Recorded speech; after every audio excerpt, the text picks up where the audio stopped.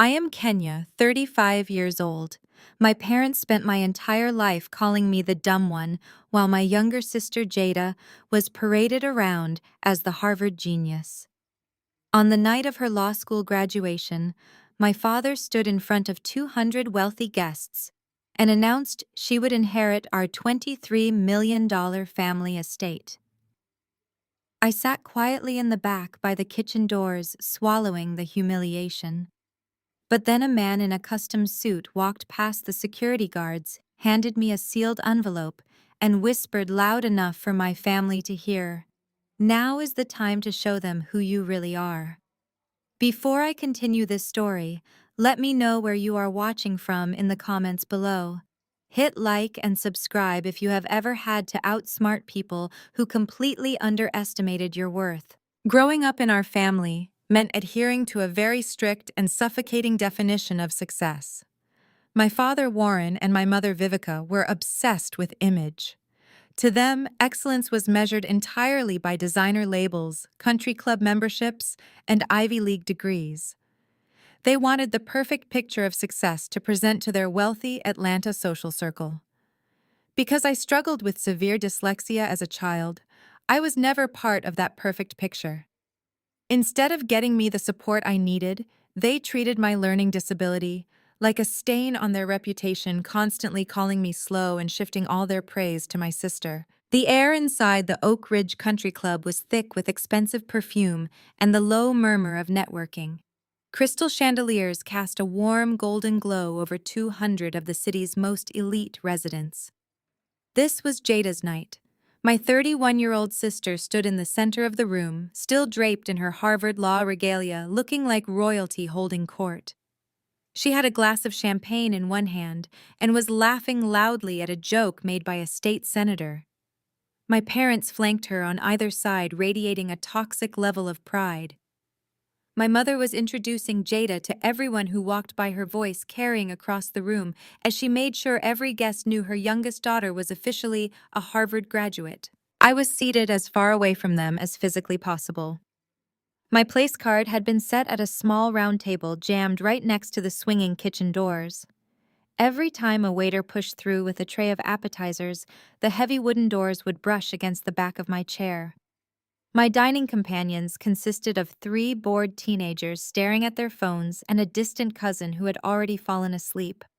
It was the designated reject table, strategically positioned, so I would not ruin the perfect family aesthetic my parents had paid $50,000 to project tonight. I picked up my water glass and took a slow sip, watching my family perform for the crowd.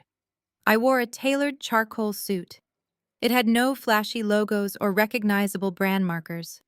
To my mother, who measured human worth by the size of a luxury emblem, my outfit was a pathetic admission of poverty. She did not know and would not have understood that my suit was custom-made by a private tailor in Milan, costing more than the extravagant sequined gown she was currently wearing. I had spent the last 10 years teaching myself complex coding and building a massive data encryption platform from the ground up, but to them, I was just the daughter who dropped out of the traditional academic path. Well, look who they hid in the corner. I did not need to turn around to recognize that smug nasal voice. Trent, my sister's fiancé, leaned his weight onto my table, making the silverware rattle. He was a 33-year-old trust fund kid who came from what my mother considered the right kind of white family.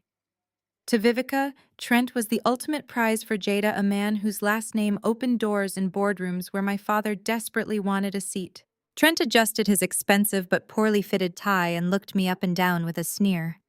"I am surprised you showed up, Kenya. I figured you would be too embarrassed to sit in the same room as a Harvard lawyer. How is the computer repair business going?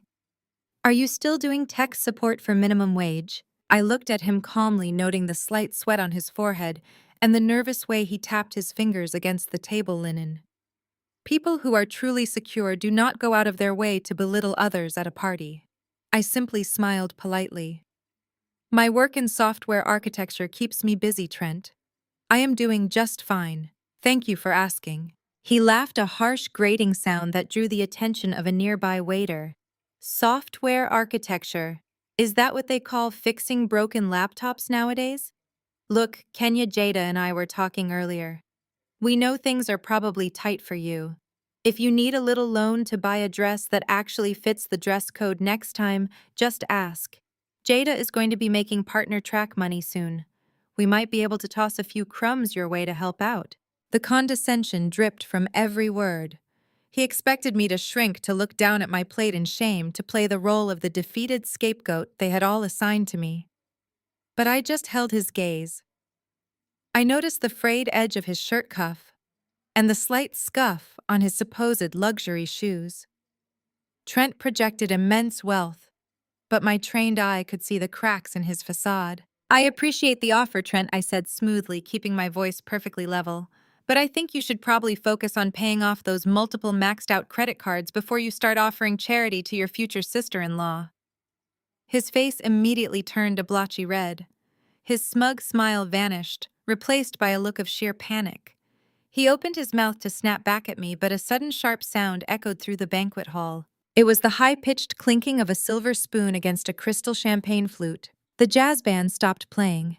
The room fell into an expectant hush. I turned my attention away from a visibly shaken Trent and looked toward the main stage. My father, Warren, had stepped up to the microphone. His chest was puffed out with an arrogant gleam in his eyes as he looked out over the sea of wealthy guests. I took a deep breath and sat back in my chair by the kitchen doors. I knew exactly what was coming next. Warren adjusted his tuxedo jacket, projecting the ultimate image of the successful patriarch. The room silenced immediately. He has that effect on people, a gravitational pull built on intimidation and deep pockets. He started with the usual platitudes. He spoke about the challenges of rising to the top, the dedication required to maintain a seat at the table, and how Jada embodied every sacrifice he and my mother had ever made. He called her the crown jewel of our bloodline. Then his gaze shifted past the VIP tables, past the floral centerpieces, landing directly on me in my dark corner. A knowing, predatory gleam flashed in his eyes. He could never just celebrate Jada. He had to use me as the dark background to make her star shine brighter. Parenting is a game of chance, he announced, leaning into the microphone. His voice echoed through the banquet hall, smooth and practiced. You do your best, you provide every resource, but sometimes you just have to accept that not all investments yield a return. A low murmur rippled through the crowd. Take our oldest, Kenya. He continued, gesturing vaguely in my direction. The teenagers at my table instantly leaned away from me as if failure was contagious. When she was little, she could barely read a simple sentence. The doctors called it severe dyslexia. We just called it her slow phase. To be honest with you all, we thought it was a phase she would eventually grow out of. But some birds are just meant to stay on the ground while the eagles soar. A wave of polite, synchronized chuckling washed over the room. 200 of Atlanta's most influential doctors, lawyers, and real estate moguls were sitting there laughing at a learning disability I had battled my entire life. They raised their crystal glasses, thoroughly entertained by my public execution. My mother, Vivica, never one to miss an opportunity for theatrical sympathy, dabbed the corner of her eye with a silk napkin. She let out a heavy, exaggerated sigh that was perfectly amplified by the room's acoustics. "Oh, Lord Warren is telling the truth," she called out from her seat right next to the podium. "The thousands of dollars we poured into specialists and special tutors. I used to stay up nights praying, asking the Lord to just let the poor girl pass high school so she would not be a complete burden. It was a dark time for this family. But God is good. He balanced the scales and gave us a certified Harvard genius to make up for all that heartache." More laughter echoed off the walls. A few guests gave my mother sympathetic nods, validating her performance as the long-suffering matriarch burdened with a defective child.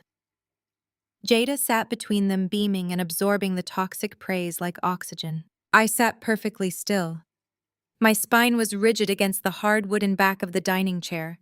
Underneath the table, my fingers gripped my water glass so tightly my knuckles turned white. I focused on the ice cubes floating in the water, controlling my breathing. In the past, this exact routine would have broken me. I would have excused myself, locked myself in a bathroom stall, and cried until I hyperventilated. They had conditioned me to believe that because my brain scrambled letters on a page, I was inherently stupid. But sitting there tonight, the sting of their words felt hollow.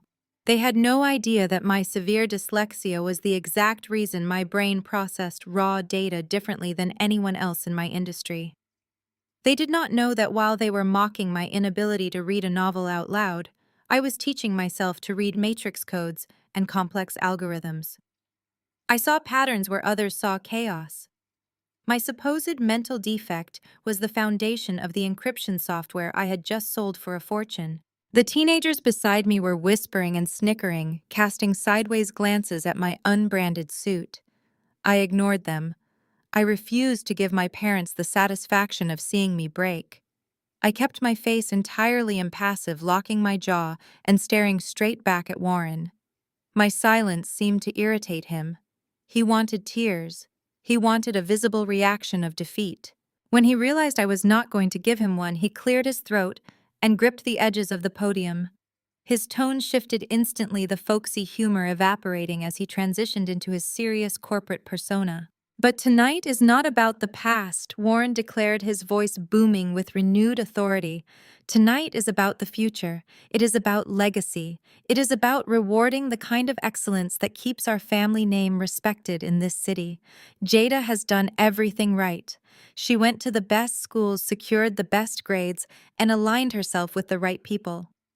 And excellence of that magnitude deserves a reward of equal measure. He reached into the inner pocket of his tuxedo jacket. The entire room went dead silent. You could hear a pin drop on the marble floor. Warren raised his glass high in the air, his eyes locked on Jada, completely ignoring my existence in the back of the room.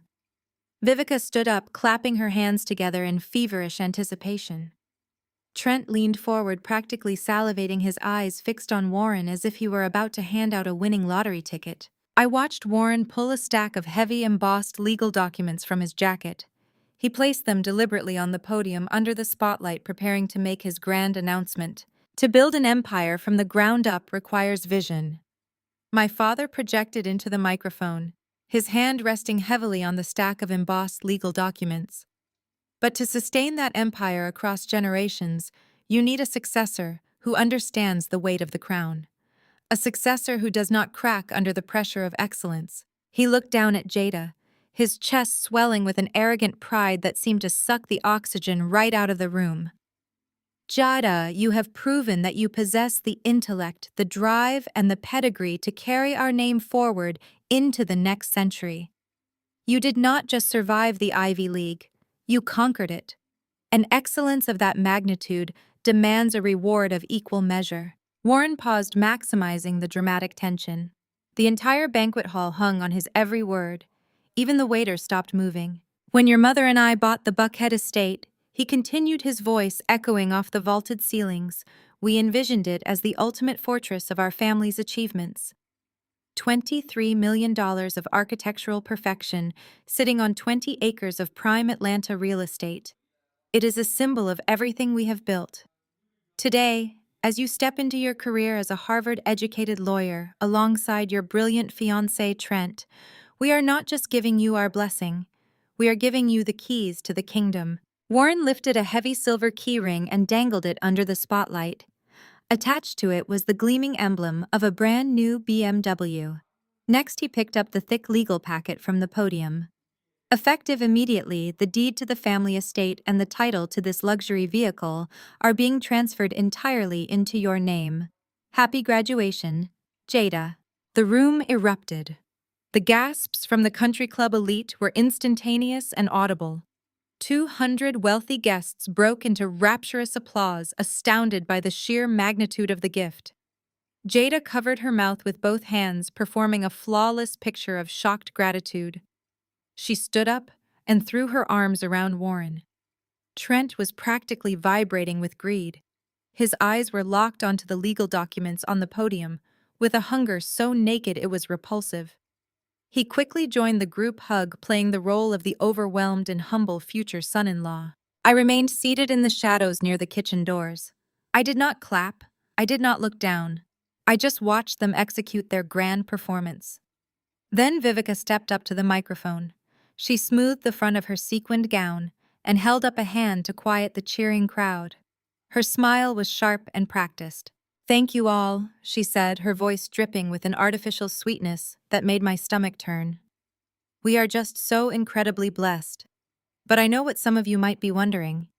You might be asking yourselves, what about our other daughter? What about Kenya?" Every single head in the banquet hall swiveled toward the back of the room. 200 pairs of eyes pinned me to my chair. The pity in their stares was heavy and suffocating. The teenagers seated at my table physically shifted their chairs away from me, as if my perceived failure was a disease they could catch. Vivica looked straight at me across the expanse of white tablecloths and crystal centerpieces. She tilted her head, adopting a look of profound maternal concern. "We would never forget our Kenya," Vivica announced loudly, ensuring every syllable reached the far corners of the room. "We know that the corporate world is not for everyone. We know that you have always struggled with basic numbers, and that holding down a steady traditional job has been an uphill battle for you. We know how hard life can be when you do not have a degree to fall back on."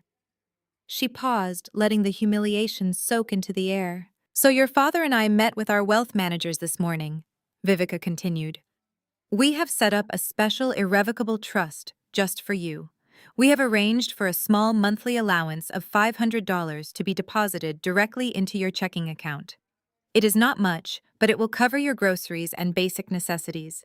We just want to make absolutely sure you do not end up on the streets. We love you, Kenya, and we will always take care of our own, no matter their limitations." The cruelty was surgical. $500 a month. It was less than what Vivica spent on a single lunch at her country club. It was not a gift. It was a brand. It was designed to publicly cast me as a helpless charity case, an incompetent adult who needed her parents' spare change just to avoid homelessness.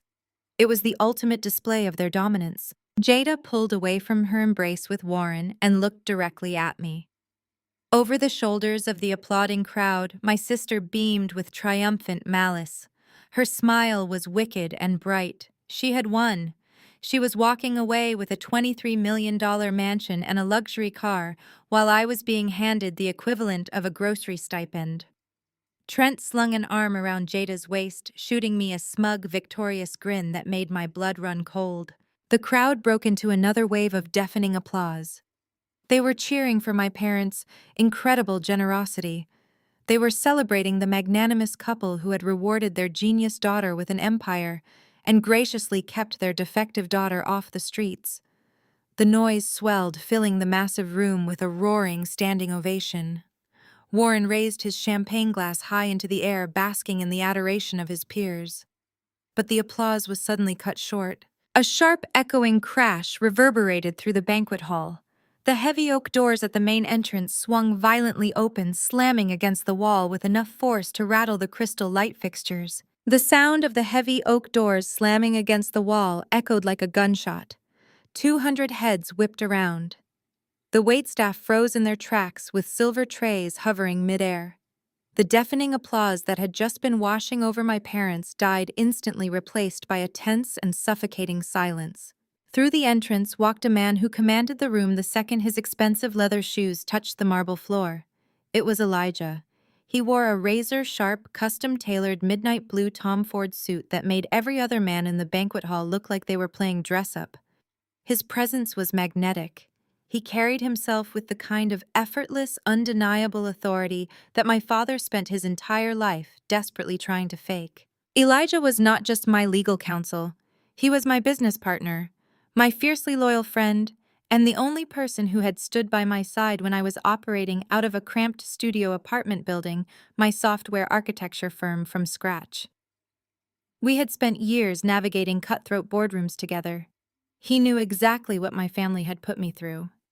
He knew about the insults, the neglect, and the deep scars left by their conditional love. He had been waiting for this exact night just as long as I had.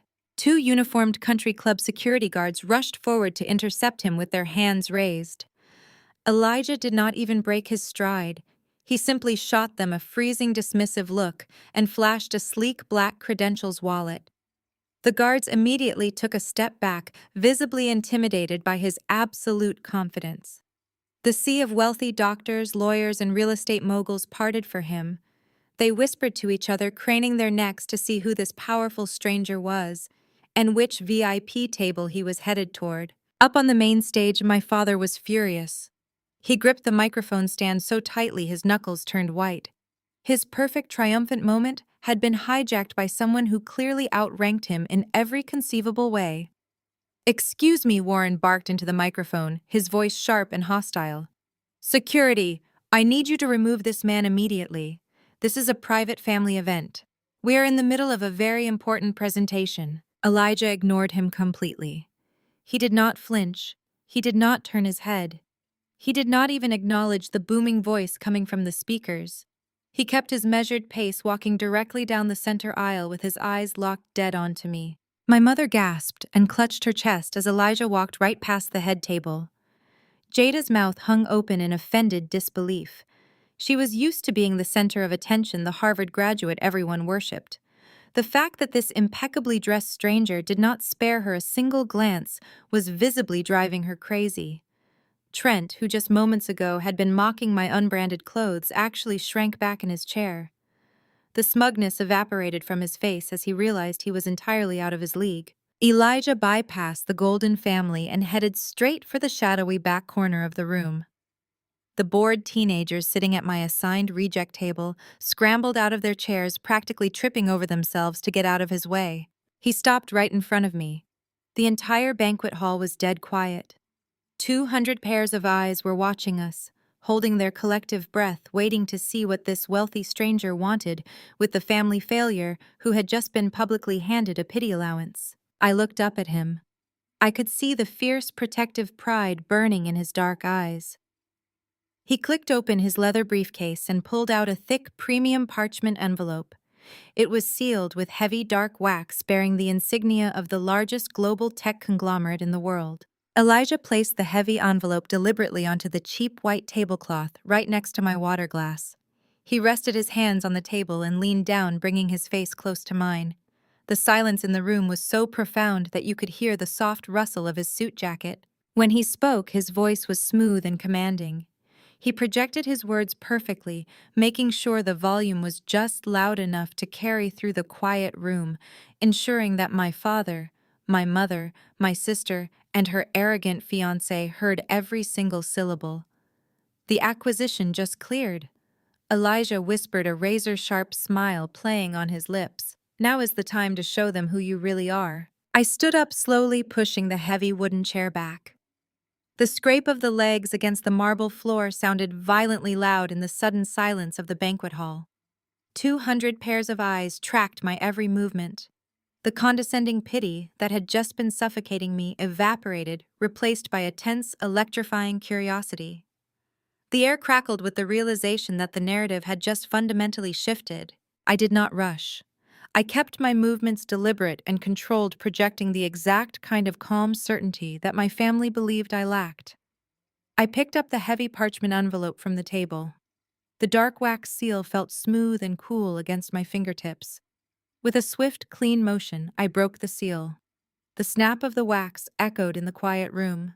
I pulled out the crisp legal documents, the finalized acquisition contract for my software architecture firm, and a single certified cashier's check. I bypassed the security guards who were still hovering uncertainly. I walked straight down the center aisle toward the main stage, toward the Golden family who had just publicly executed my dignity for their own amusement. Elijah fell into step right beside me, perfectly mirroring my pace. His presence was an impenetrable shield. Warren lowered the microphone. The arrogant flush of his triumph was rapidly draining away, replaced by a hard defensive glare. Vivica clutched her sequined gown, her mouth slightly open. Jada stood rooted to the spot, her perfect Harvard smile replaced by a look of sheer panicked confusion.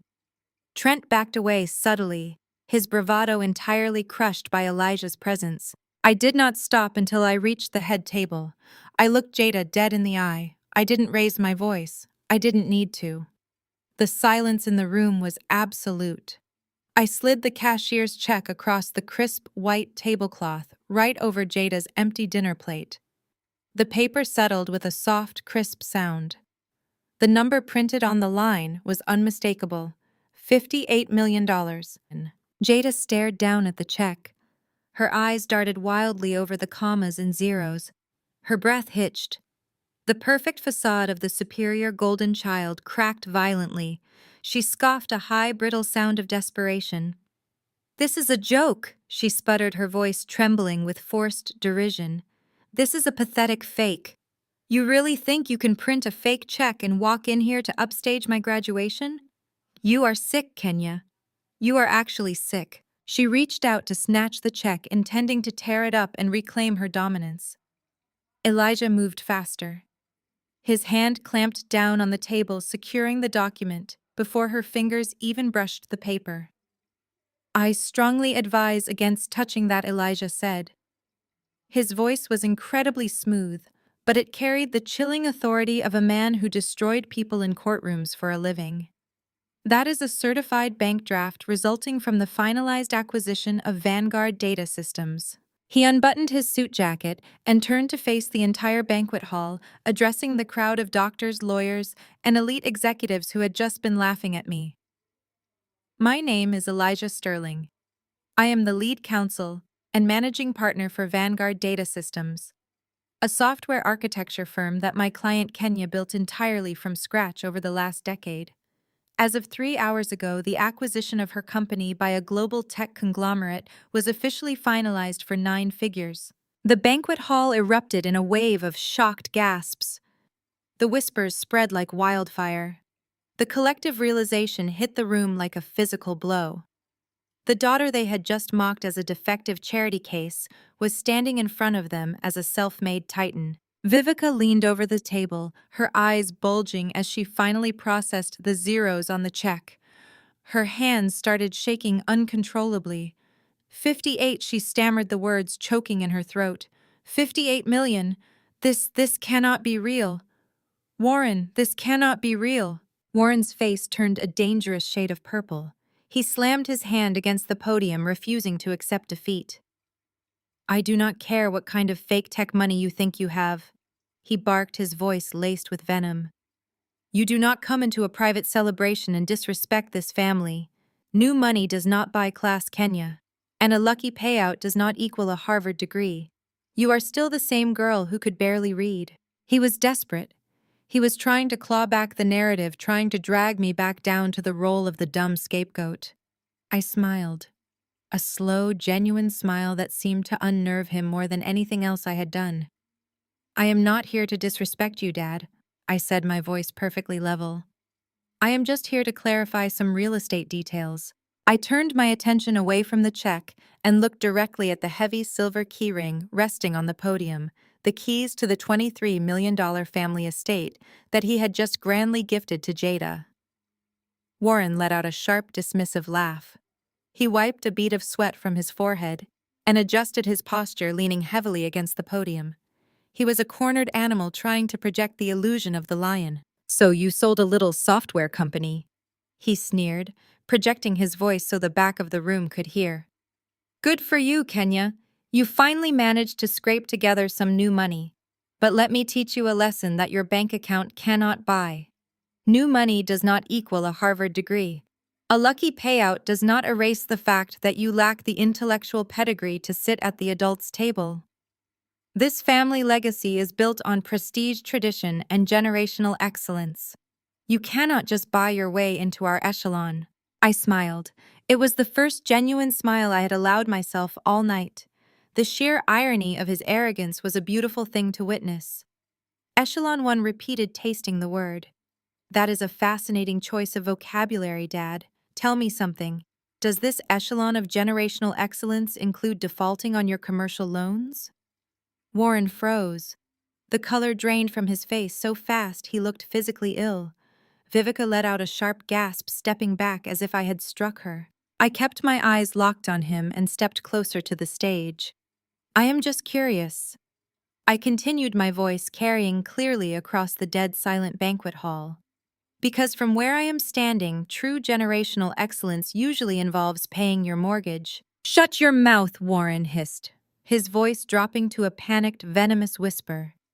He glanced nervously at the country club elites sitting in the front row. The people he golfed with, the people he desperately needed to impress, were now leaning forward in their chairs, hanging on to my every word. Jada scoffed, crossing her arms over her academic robes. "You are making things up because you are jealous, Kenya.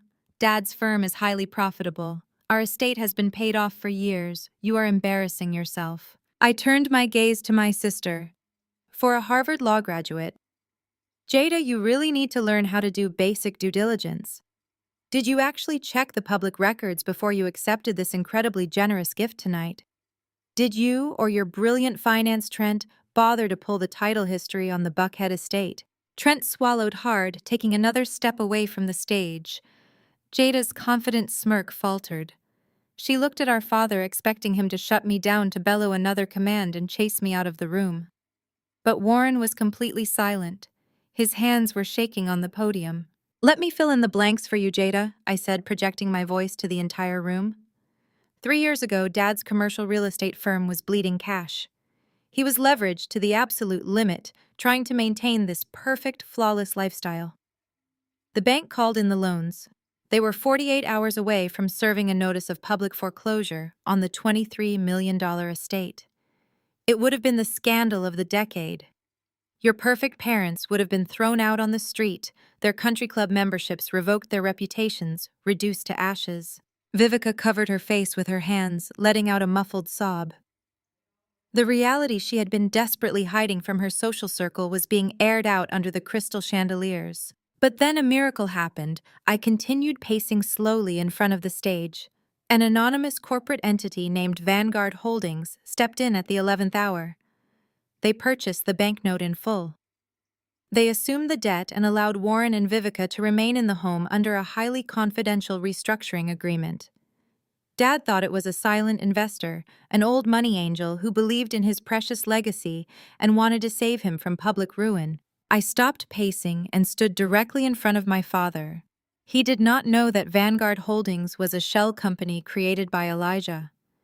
He did not know that the capital used to buy that banknote came directly from the software architecture firm I was building, while he was calling me the dumb one. "I paid the debt, Dad. I saved you from total humiliation. I bought the paper on your fortress of excellence." The silence in the room was absolute. The realization hit the crowd with the force of a freight train. The mighty patriarch, who had just spent the last 20 minutes bragging about his wealth and degrading his disabled daughter, was actually living on her secret charity. I reached out and picked up the heavy silver keyring resting on the podium. The keys to the BMW and the mansion jingled softly in my hand. I looked at the glossy legal documents Warren had prepared for the deed transfer. I turned my back on my parents and looked Jada dead in the eye. All the arrogance, all the superiority, all the Ivy League entitlement had vanished from her face. She looked small, terrified, and completely out of her depth.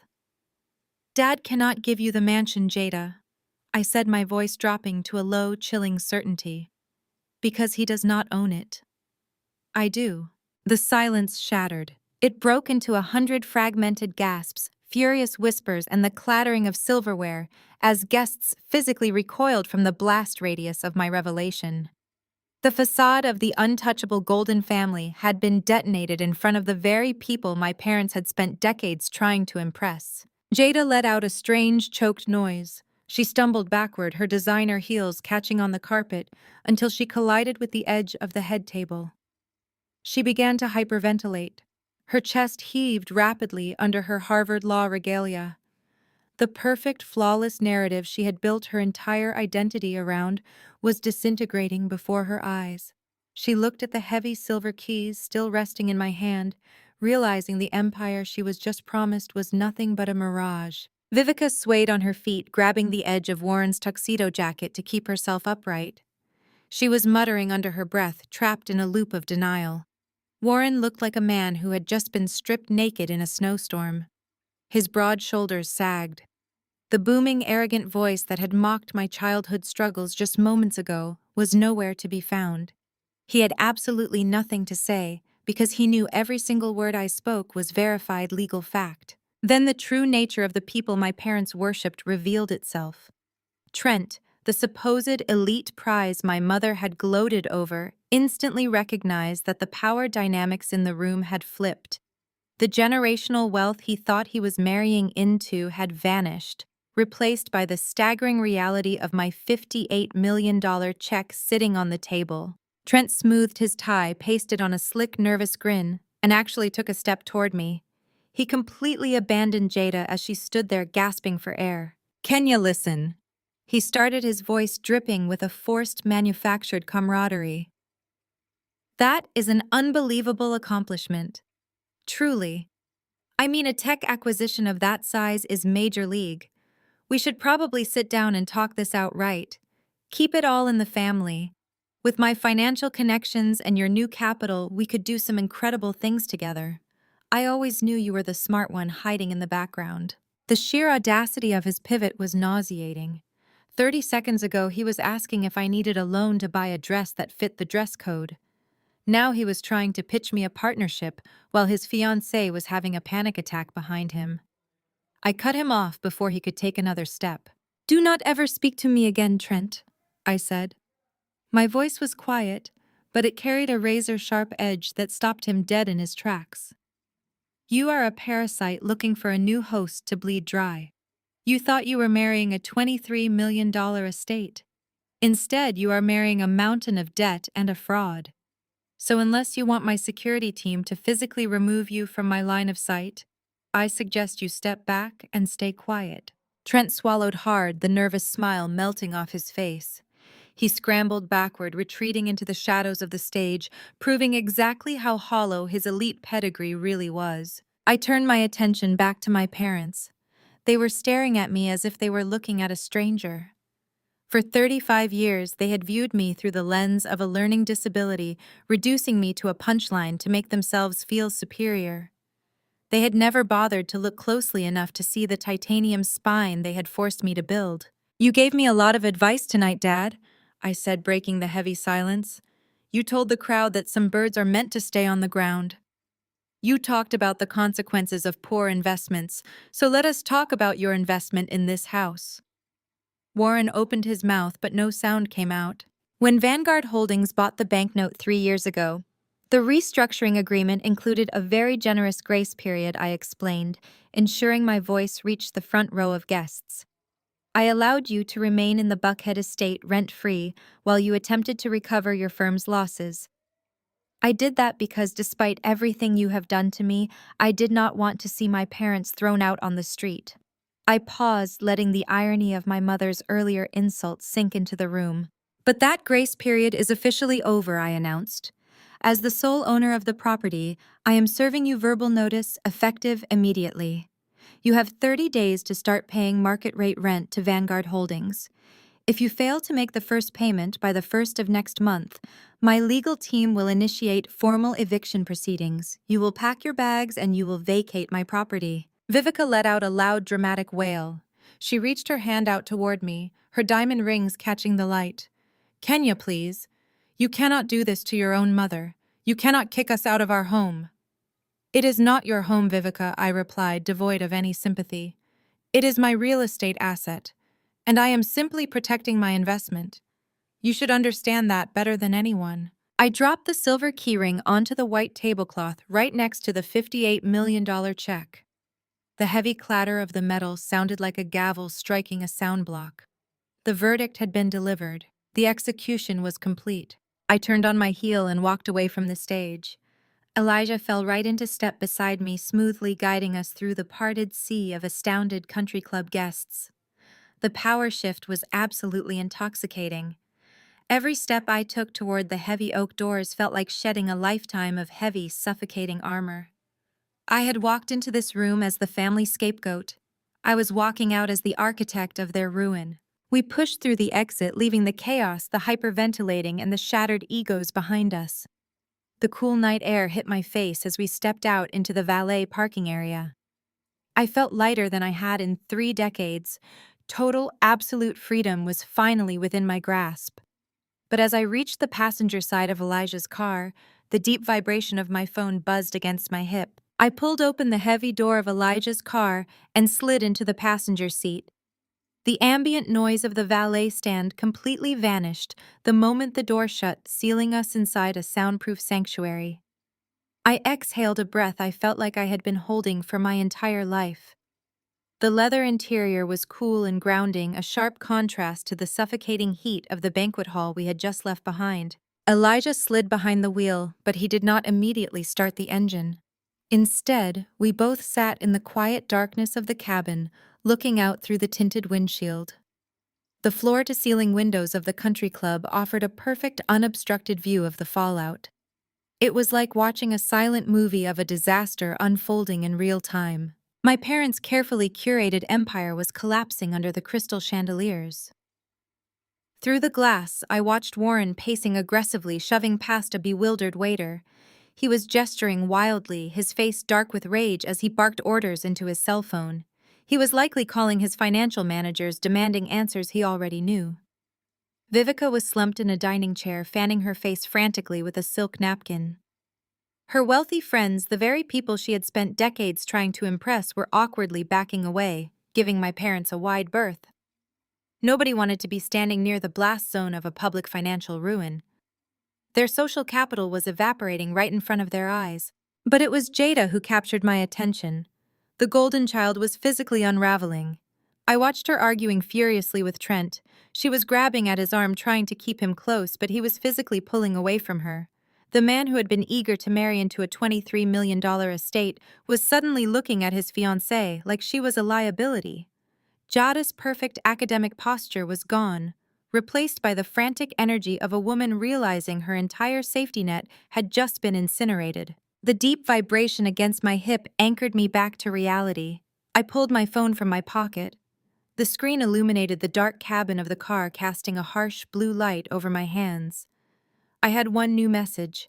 The sender was Jada. I swiped the notification open. The message was dripping with the toxic entitlement that had defined her entire existence. You humiliated me in front of Trent's family. You ruined the most important night of my life. You are going to pay for this. I know what you did. I stared at the glowing text. I know what you did. It was a classic Jada tactic. Whenever she lost control of a narrative, she would fabricate a new one to make herself the victim. She could not accept the reality that the sister she had relentlessly mocked as slow and stupid had outmaneuvered her legally and financially. To her mind, there had to be a conspiracy. She was a Harvard-educated lawyer who was secretly drowning in debt and desperate to secure her future. She was already spinning a web of delusion, convincing herself that I must have stolen the seed money or committed some massive corporate fraud to achieve my wealth. She was going to try to use her law degree to destroy me. She would dig through my company records and try to find a way to claim my success as her own. Elijah reached out and pressed the ignition button. The powerful engine rumbled to life beneath us, sending a steady, comforting vibration through the floorboards. He shifted his gaze from the country club windows and glanced over at my illuminated screen. His sharp eyes caught the hostility in the brief lines of text. He did not need to read the whole paragraph to understand the implications. He knew my family playbook just as well as I did. He had spent years helping me build the impenetrable legal walls around my business specifically to keep people like them out. "They are cornered," he said, his voice steady and pragmatic as he shifted the car into gear. "A cornered animal is entirely unpredictable. Your father is about to lose his primary real estate asset and his public standing in the exact same month. Your sister just watched her financial future evaporate in front of her prospective in-laws. They are not going to just pack their bags and move out quietly. They are going to scheme. They won't go down without a fight." I locked my phone. The screen went black, plunging my side of the car back into the comfortable shadows. I looked one last time at the panicked silhouettes of my family through the banquet hall windows. For my entire life, I had let them dictate my worth. I had let them build their pristine castle on top of my insecurities. I had allowed them to use my learning disability as a punchline to elevate themselves. But I was not that struggling child anymore. I was the architect of my own fortune. I was the landlord. And I held all the keys to the kingdom they thought was theirs. "Let them try," I said. 168 hours. That is exactly how long it took for the reality of their impending homelessness to shatter my parents' arrogant pride. It was a Tuesday afternoon 1 week after the catastrophic country club dinner. I was sitting at my desk on the 42nd floor of my corporate headquarters in Midtown. The panoramic view of the city skyline was a daily reminder of the heights I had reached, while they were busy looking down on me. I was reviewing the final asset transfer protocols with my transition team when the red light on my private intercom began to flash urgently. My head of security sounded frantic. He told me that two individuals had slipped past the visitor checkpoint by blending in with a massive catering crew and tailgating them into the executive elevator.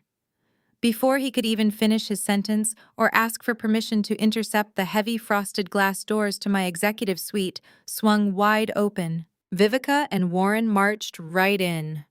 They did not look like the humiliated, evicted frauds I had left in the country club parking lot. They had fully reset their masks of superiority. Vivica was carrying a massive insulated canvas tote bag. Within seconds, the heavy, rich aroma of buttermilk fried chicken, candied yams, and baked macaroni and cheese flooded the sterile, climate-controlled air of my office. It was homemade soul food. It was weaponized nostalgia. This was a woman who routinely mocked anything that did not come with a Michelin star, a woman who strictly served seared scallops and duck confit to her wealthy friends to prove her proximity to whiteness. Now she was standing in my corporate headquarters, unpacking warm plastic Tupperware onto my custom glass conference table like a doting matriarch from a television commercial. I did not stand up. I simply leaned back in my ergonomic leather chair and folded my hands on my lap. "You look entirely too thin, Kenya," Vivica cooed. Her voice was dripping with a thick, syrupy sweetness that made the hair on my arms stand up. She popped the lid off a container of collard greens. "You have been working too hard building this big, beautiful company all by yourself. Your father and I wanted to make sure our eldest daughter was eating a proper hot meal. We brought all your childhood favorites." I stared at her without a single ounce of emotion. "You have exactly 30 seconds to explain how you bypassed my security desk," I said, keeping my voice razor sharp. "And you have 15 seconds to pack up that food and leave before I have you both escorted out of the building in handcuffs for trespassing." Warren let out a booming, hearty laugh as if I had just told a fantastic joke. He walked around the conference table, completely ignoring my hostility. He slid his hands into his pockets and surveyed my office, nodding approvingly at the expensive modern art on the walls and the sleek minimalist furniture. "Police," he chuckled, shaking his head. "For your own parents. Do not be ridiculous, Kenya. We are family. You do not call the cops on your own blood." He stopped by the floor-to-ceiling window and looked out at the city. "You have done very well for yourself here. I am impressed. I really am." I looked at the calendar application glowing on my dual monitors. "You have 23 days left until the eviction notice takes full legal effect, Dad," I reminded him. "I strongly suggest you spend your valuable time packing moving boxes instead of trespassing in my commercial building." Vivica sighed dramatically, wiping her hands on a linen cloth. She pulled up a chair and sat down, crossing her legs at the ankle. "Kenya, sweetheart, we know you are still holding on to a little resentment about the graduation party. But you completely misunderstood your father's speech." "Misunderstood," I repeated. "The word tasted like poison. You stood in front of 200 people and mocked a severe learning disability. You publicly handed me a $500 pity allowance while gifting my sister a $23 million estate that you did not even legally own.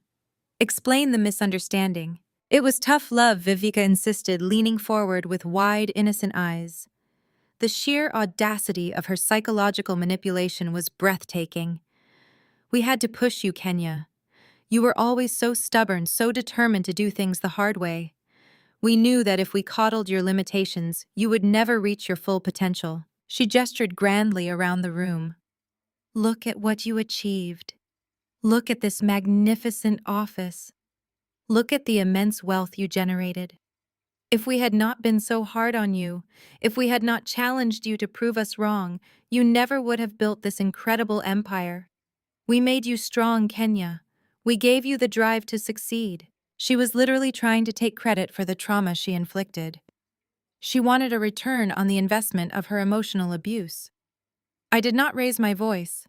I did not give them the satisfaction of seeing me angry. You did not make me strong, I said, my tone dropping to a dead flat, absolute zero. You made me survive. I built this company in spite of you, not because of you. My success is my own.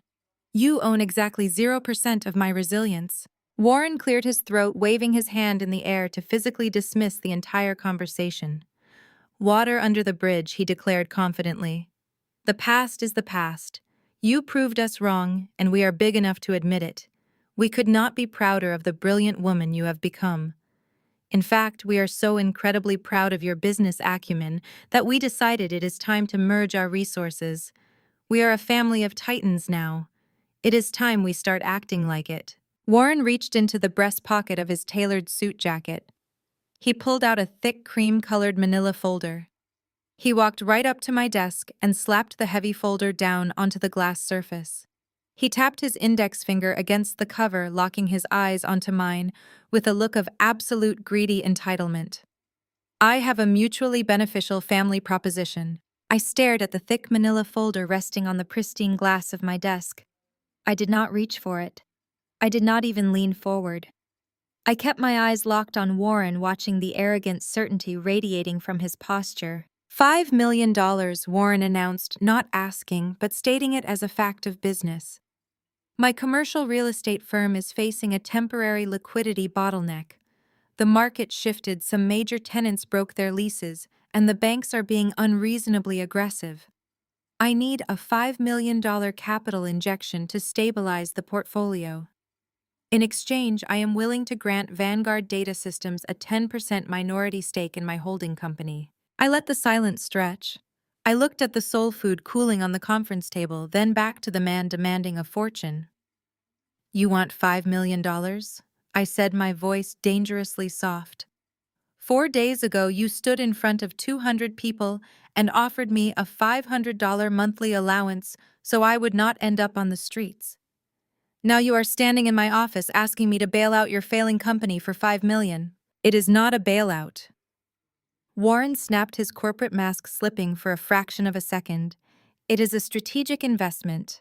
It is about keeping wealth within the family. It is about building a dynasty. Vivica moved closer to the desk, her diamond bracelets clinking, as she placed a hand over her heart. Kenya, please listen to your father. You have been blessed with this massive windfall, but you know how hard it is for our people to build true generational wealth. The system is set up against us. When one of us makes it to the mountaintop, it is our absolute duty to throw the rope back down and pull the rest of the family up. Warren nodded firmly, stepping right into the opening she created. He was pulling the ultimate manipulative card. He was trying to weaponize the black tax against me. Your mother is right, Warren lectured, his tone thick with patriarchal authority. Black excellence is not an individual sport, Kenya. It is a collective responsibility. You have a duty to uplift this family. You have an obligation to protect the legacy that I bled to build for us. You cannot just take your $58 million and run off while your own bloodline struggles. We as a people have to stick together. You owe this to your culture, and you owe this to your family. The sheer, unadulterated hypocrisy of his speech made my blood run freezing cold. I placed my hands flat on the glass desk and slowly stood up, ensuring I was looking him dead in the eye. Do not you dare stand in my office and lecture me about black excellence, I said, my voice vibrating with a quiet, lethal intensity. Do not you dare try to weaponize our culture to cover up your financial incompetence. Warren took a half-step back, shocked by the venom in my tone. Where was this speech about family unity 10 years ago? I asked, closing the distance between us. Where was the collective responsibility when I was sitting on the floor of a roach-infested studio apartment eating instant ramen twice a day because I could not afford groceries? I came to you, Warren. I asked you for a $10,000 business loan to buy my first secure server. Do you remember what you told me? He opened his mouth to speak, but I cut him off instantly. You laughed in my face, I stated, the memory burning as bright as the day it happened. You told me that giving money to a slow dyslexic dropout was the equivalent of setting it on fire. And the very next day, you bought Jada a brand new Porsche for passing her first semester of law school. You funded her luxury European vacations, her designer bags, and her elite status, while I was teaching myself to code on a second-hand laptop that was missing 4 keys. I spent nights shivering in an unheated room, reading programming manuals, until my eyes bled trying to force my dyslexic brain to understand lines of code. I suffered in absolute isolation. Where was your grand vision for Black generational wealth when I was starving? Vivica tried to interject, her voice shrill. We were investing in her education, Kenya. Jada was going to be a lawyer. You were investing in your own ego. I shot back, turning my glare on her. Your entire definition of Black excellence is just white supremacy in a differently colored wrapper. You measure human worth by proximity to elite white institutions and country clubs.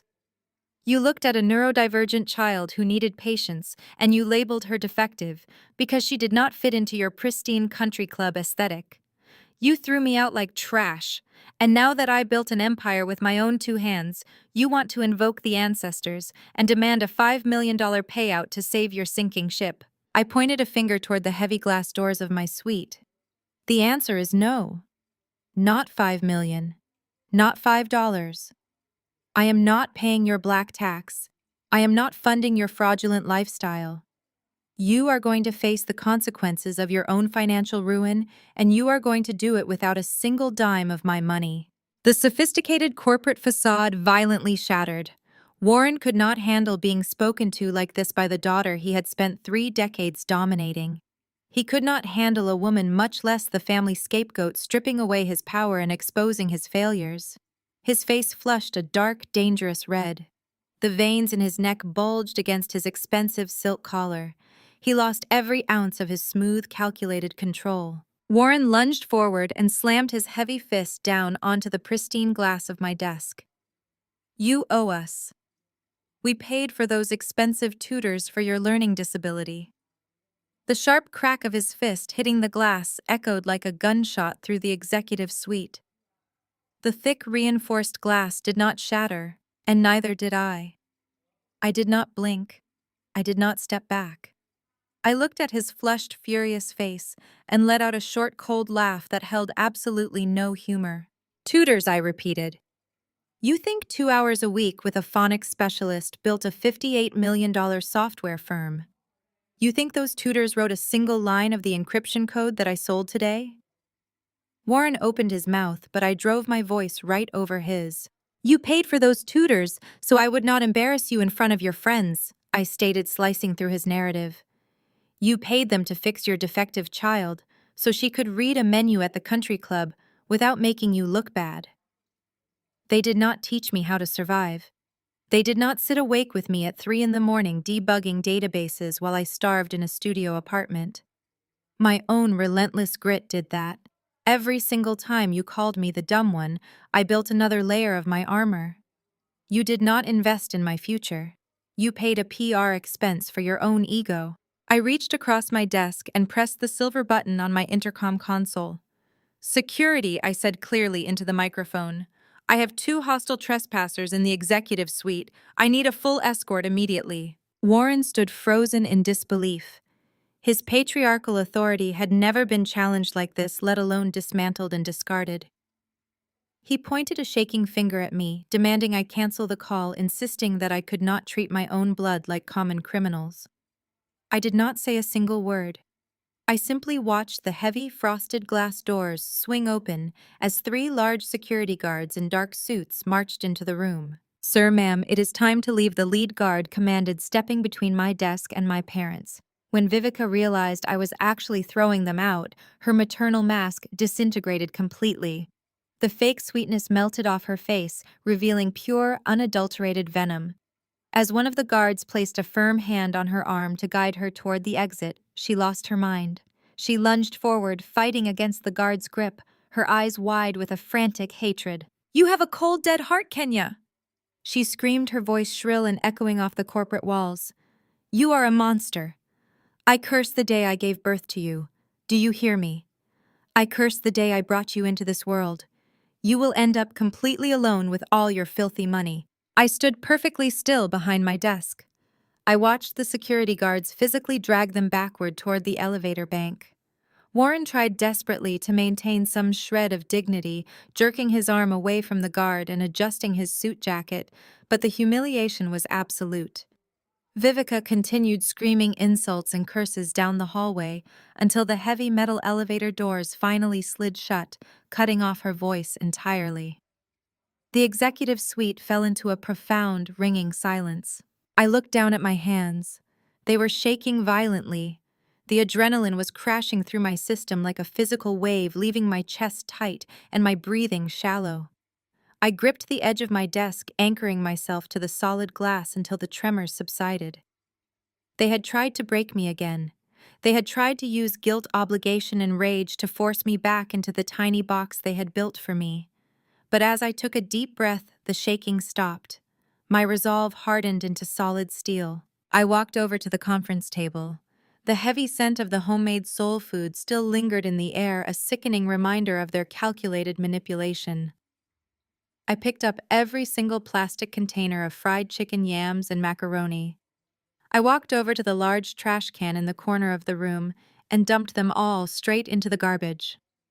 I grabbed a disinfecting wipe and scrubbed the glass where Warren had slammed his fist, erasing their presence from my sanctuary completely. I spent the next 6 hours burying myself in work.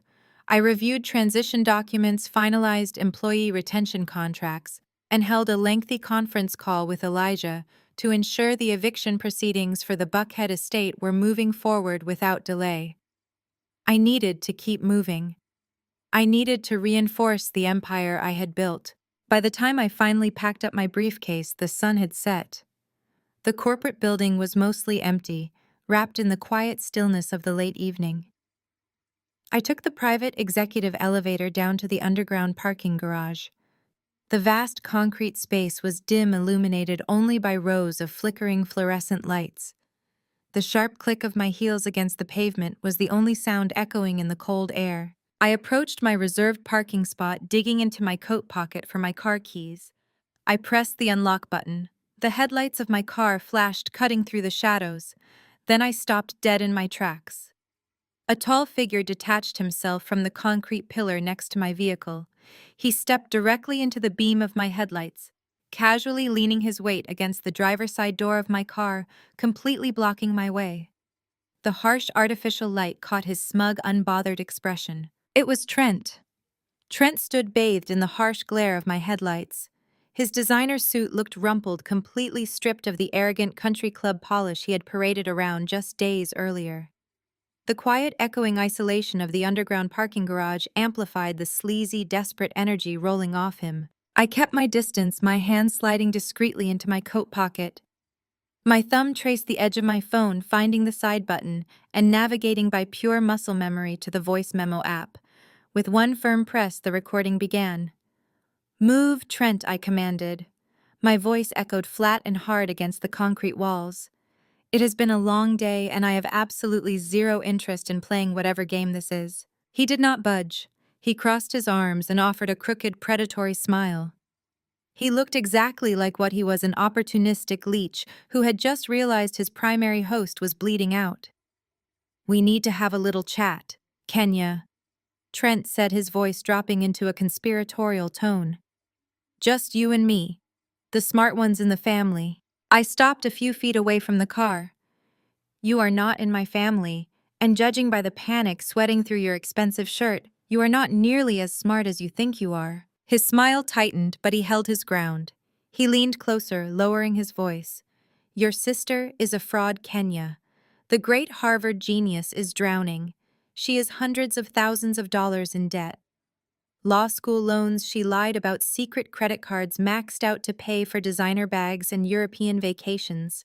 She has been financing her entire golden child aesthetic on borrowed time and plastic." I stared at him, keeping my expression entirely neutral, though the information clicked perfectly into place. Jada's desperate need to maintain her image had always been her greatest weakness. Trent pressed his advantage, mistaking my silence for shock. "She is broke," he sneered. And since your father's real estate empire is apparently a mirage owned by you, my brilliant fiancé has absolutely nothing to offer me. I am not marrying a liability. I have my own debts to worry about. I let the recorder capture every single syllable of his confession. So you are bailing, I said, keeping my tone conversational to draw him out further. The elite power couple is canceling the wedding. Trent laughed a harsh, ugly sound. I will cancel the wedding, leave her at the altar, and gladly tell every single member of her precious country club exactly why. I will expose the debt, the fraud, and the complete financial ruin of your parents. I will humiliate your sister so thoroughly, she will never be able to show her face in Atlanta again. Unless, of course, you step up. He took a step toward me, his eyes gleaming with sheer, unadulterated greed. You just cashed a check for $58 million, Trent said. You want to protect the family name. You want to save your sister from total public destruction. You write me a check for $1 million. Call it a silent family loan. I pay off my debts, I marry Jada, and I keep my mouth shut about how fake your parents really are. It is pocket change to you, Kenya. 1 million to make this all go away. I let his extortion hang in the quiet, damp air of the garage. I made sure the silence lasted long enough for the recording to capture the absolute finality of his threat. He had just handed me the exact weapon I needed to destroy him. I pulled my hand out of my coat pocket, leaving the phone recording safely inside. $1 million, I repeated slowly, projecting my voice clearly.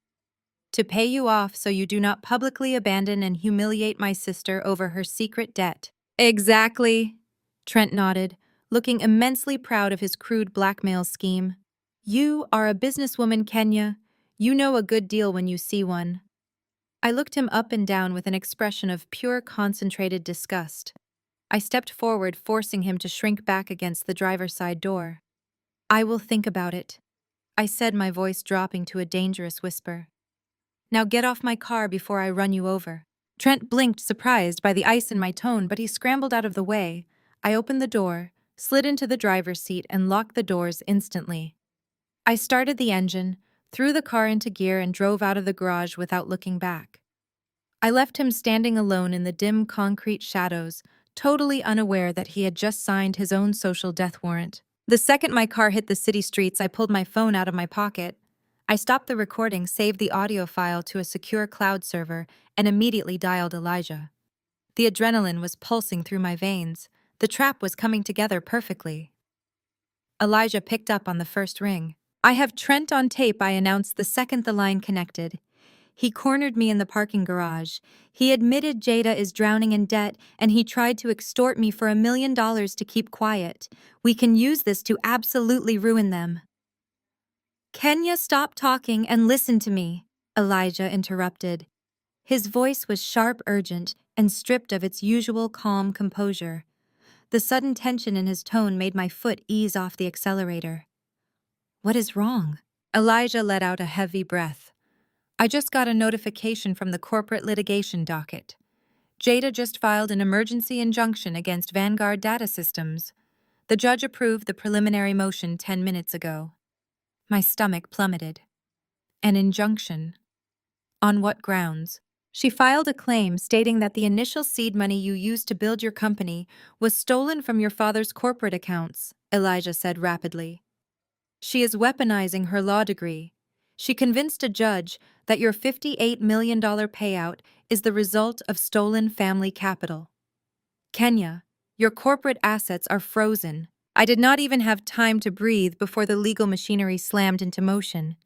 48 hours after the confrontation in the parking garage, Elijah and I walked through the heavy mahogany doors of the Fulton County Superior Court. I wore a tailored ivory suit. It was my armor for the day. Elijah walked beside me, carrying nothing but a slim leather folio. His calm presence was a sharp contrast to the circus waiting for us inside. Across the aisle, the scene was entirely different. Warren sat at the petitioner table looking like a deeply wronged patriarch. Vivica sat directly behind him, dabbing at dry eyes with a tissue. But Jada was the main event. She buzzed around the courtroom with an aggressive, theatrical energy. She had 3 junior associates carrying heavy boxes of files. She was strutting across the carpet, treating the preliminary injunction hearing like it was her personal Harvard Law mock trial championship. She wanted an audience and she was ready to perform.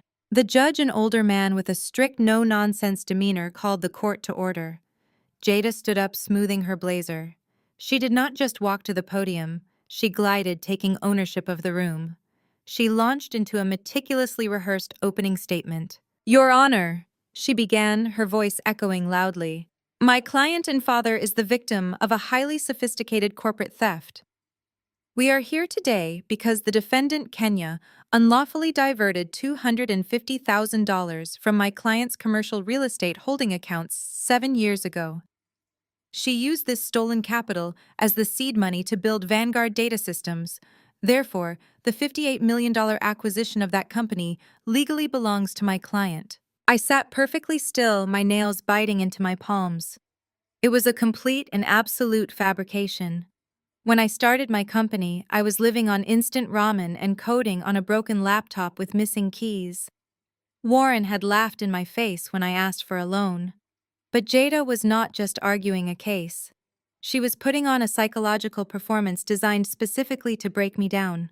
She began pacing, throwing out a dizzying tornado of complex legal and financial jargon. She spoke rapidly about fiduciary malfeasance, convoluted asset commingling, retroactive corporate piercing, and algorithmic obfuscation. Every time she used a particularly dense legal term, she stopped pacing. She turned her body slightly and looked directly at me with a condescending, sickly, sweet smile. It was the exact same look she gave me when we were kids, and my dyslexia caused me to stumble over a word in a book. She was trying to trigger my childhood trauma. She wanted me to feel slow, confused, and dumb in a room full of highly educated professionals. She wanted me to crack under the weight of her superior vocabulary.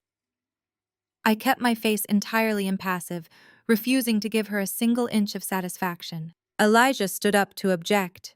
His voice was a calm, resonant anchor against her manic energy. "Your Honor, opposing counsel is attempting to litigate a baseless claim using fabricated corporate commingling theories. There is zero paper trail connecting my client's startup capital to Warren's business." Jada immediately fired back, slamming a massive binder onto the judge's bench. "That is exactly why we need the injunction, Your Honor. The defendant has utilized highly sophisticated encryption algorithms to bury the financial paper trail. My sister builds data fortresses for a living. We need time for forensic accountants to untangle the web she wove to hide my father's money.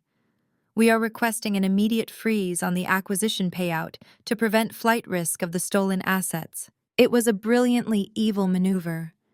Jada had weaponized my actual expertise against me. By framing my exceptional encryption skills as a tool for financial fraud, she created a narrative of reasonable doubt. The judge leafed through the thick stack of manufactured financial summaries Jada had produced.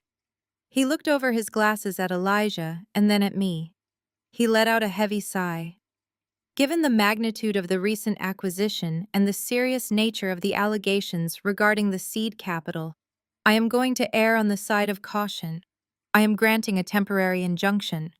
A mandatory hold will be placed on the acquisition funds pending a full forensic discovery phase. The gavel hit the sound block. The sharp crack echoed through the courtroom like a vault door slamming shut. Millions of dollars, the absolute undeniable proof of my success, were instantly locked away. I looked across the aisle. Warren was leaning back in his chair, a smug, vindicated glow returning to his face. Vivica whispered a quick prayer of thanks. But Jada was the one who caught my eye. She was packing up her legal pads, looking incredibly proud of her manufactured victory. She paused, looking across the tables at me. She offered me a slow, triumphant smirk. Without making a sound, she mouthed the words, "I win." The heavy mahogany doors of the courtroom closing behind me felt like a physical blow. Jada's triumphant smirk was burned into my memory as Elijah and I walked down the marble steps of the courthouse. The legal ambush was devastating. My $58 million payout was locked behind a judicial freeze. But the courtroom was only the first front of their coordinated attack. While Jada used her law degree to paralyze my finances, my mother Vivica took the battle directly to the court of public opinion. She knew exactly how to weaponize our community. In the social circles we grew up in, reputation is currency. Within 24 hours of the judge granting the injunction, my personal phone began to vibrate incessantly. It started with a long, disappointed text message from my Aunt Sarah. Then came a heavy-handed voicemail from the head pastor at the church my parents had attended for 3 decades. By the end of the weekend, I was drowning in a flood of digital hostility. Vivica had spun a masterful web of lies. She played the role of the heartbroken, betrayed matriarch to absolute perfection. She told everyone who would listen that I was a greedy, ungrateful monster. She spread a carefully crafted narrative claiming that I had secretly siphoned money from my father's struggling commercial real estate business years ago to fund my own selfish tech ventures. According to her story, Warren had covered up my theft to protect me from prison. She told her bridge club, her choir members, and our entire extended family that I was now rewarding his fatherly mercy by attempting to evict them from their lifelong home. She painted me as the ultimate traitor, a woman who struck it rich by stealing from her own flesh and blood, a daughter who wanted to throw her elderly parents out onto the street out of pure spite. The backlash was swift and ruthless. Relatives I had not spoken to in a decade suddenly felt entitled to send me venomous paragraphs about respecting my elders. Cousins called me a sociopath. Members of the country club whispered that my childhood learning disability must have mutated into a severe personality disorder. The social ostracization was absolute. I was entirely cut off from the community that had raised me. Even though I knew those people only loved the fake, flawless version of my family, the rejection still burned deep in my chest. It is a very specific kind of agony to watch dozens of people blindly believe the worst possible version of you without ever asking for your side of the story. I sat alone in my apartment, reading the hateful messages as the sky outside my window turned dark. For the first time since this war began, I felt the heavy, crushing weight of true isolation. They wanted me to feel like that broken, dyslexic girl again. They wanted me to feel so entirely alone that I would surrender the money and the mansion just to buy back my place in the family. I tossed my phone onto the kitchen island and buried my face in my hands. The silence in my apartment was deafening. Jada had frozen my assets. Vivica had frozen my community. Warren was sitting comfortably back in the estate that I legally owned. The walls felt like they were rapidly closing in. Then the sharp, harsh buzz of the lobby intercom shattered the silence.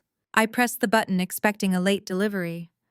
Instead, the voice of my building security guard came through the speaker. He said Elijah was downstairs and he was refusing to wait for a visitor pass. Less than 2 minutes later, heavy pounding echoed against my front door.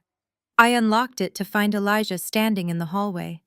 He had stripped off his custom suit jacket. His tie was loosened and his crisp shirt sleeves were rolled up past his elbows. He did not look like a polished corporate lawyer anymore. He looked like a general stepping onto a battlefield. He was not empty-handed. He was carrying a massive cardboard banker box loaded to the brim with thick manila folders and bound ledgers. He walked right past me and dropped the heavy box directly onto my expensive hardwood floor. The thud shook the room. Before I could even ask what was happening, he turned around and propped the front door open with his foot. He gestured down the hall where 3 more delivery couriers were wheeling towering stacks of identical cardboard boxes toward my apartment. "What is all this?" I asked, staring at the mounting wall of paperwork flooding into my living room. Elijah tipped the delivery workers and slammed the front door shut. He walked over to the kitchen island, picked up my phone, and saw the barrage of hateful text messages lighting up the screen. He turned the phone face down with a sharp click. "Jada thinks she is a legal mastermind because she filed a fraudulent injunction," Elijah said, his voice vibrating with a dangerous competitive energy. "Your mother thinks she won the social war because she knows how to cry on cue at a Sunday service. They think they have you backed into a corner because they cut off your money and your reputation. But they made a fatal miscalculation." He reached into the nearest box and pulled out a stack of bank records that was 4 inches thick. He slammed the paperwork down onto my granite countertop. They brought a public relations campaign to a corporate litigation fight, he stated, a predatory smile spreading across his face. They think they can bury the truth under a mountain of church gossip and fake financial theories. But numbers do not lie, Kenya. And arrogance always leaves a paper trail. He tossed a yellow highlighter across the counter to me. If they want a paper war, he said, let us give them one. I caught the yellow highlighter mid-air. The heavy plastic marker felt solid and grounding in my grip. For the next 48 hours, my luxury apartment transformed into a corporate war room. We did not sleep. We did not answer the phone. We survived entirely on lukewarm black coffee and delivery containers stacked haphazardly among the mounting mountains of paper. Jada wanted to claim that I stole $250,000 to start Vanguard Data Systems.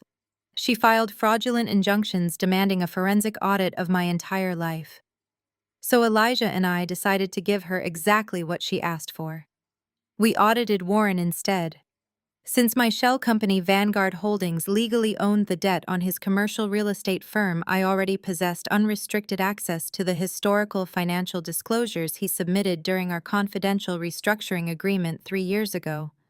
We just had to dig deep enough to see what he was so desperately trying to hide behind his loud suits and country club bravado. The investigation started with a minor discrepancy. I was running a manual cross-reference on his operating accounts from 7 years ago, which was the exact timeline Jada had boldly accused me of corporate theft in open court. My dyslexic brain, the exact same brain my parents had mercilessly mocked in front of 200 people, recognized a bizarre structural pattern in the numerical data that a standard accounting software algorithm completely missed. Warren was not just clumsily moving money between his holding companies to cover his operating losses. He was creating a complex network of phantom vendors. Elijah pulled the corresponding physical invoices from the banker boxes and cross-checked them against the firm's client escrow accounts. The sheer magnitude of the rot we uncovered was staggering. It took my breath away. My father was not just a failing businessman projecting a fake image of black excellence to his wealthy peers. He was an active, ruthless criminal. Warren had been systematically embezzling hundreds of thousands of dollars directly from his own clients' trust accounts. He was cooking the books with fraudulent expense reports to cover his tracks and committing massive federal tax fraud in the process. He had been running this sophisticated grift for over a decade. We tracked every single stolen dollar, tracing the money laundering operation all the way down to the final receipts. The capital he embezzled did not go into bad real estate investments or market downturns. It went directly into maintaining the flawless golden family aesthetic that Vivica demanded. We found the exact fraudulent transfers that paid for Jada's exorbitant Harvard Law tuition. Every single textbook, every housing fee, every dime of the Ivy League pedigree she weaponized against me was funded by stolen money. We found the doctored corporate expense reports that financed Vivica's lavish country club membership, her designer wardrobe, and the luxury European vacations they constantly threw in my face. While I was working 3 jobs, skipping meals to pay for server space, and shivering in a studio apartment to build my software firm, my father was stealing from hardworking people to ensure Jada never had to lift a finger. They had the absolute audacity to stand in a court of law and call me a thief, while their entire pristine existence was funded by federal crimes. By dawn on the 3rd day, Elijah dropped the final bound ledger onto my glass coffee table. The evidence was irrefutable. We had the exact dates, the routing numbers, the offshore accounts, and the fraudulent signatures. Elijah rubbed his tired eyes, loosening his tie as he looked across the table at me. "We can hand this over to the district attorney right now," Elijah stated, his voice rough and gravelly from the lack of sleep.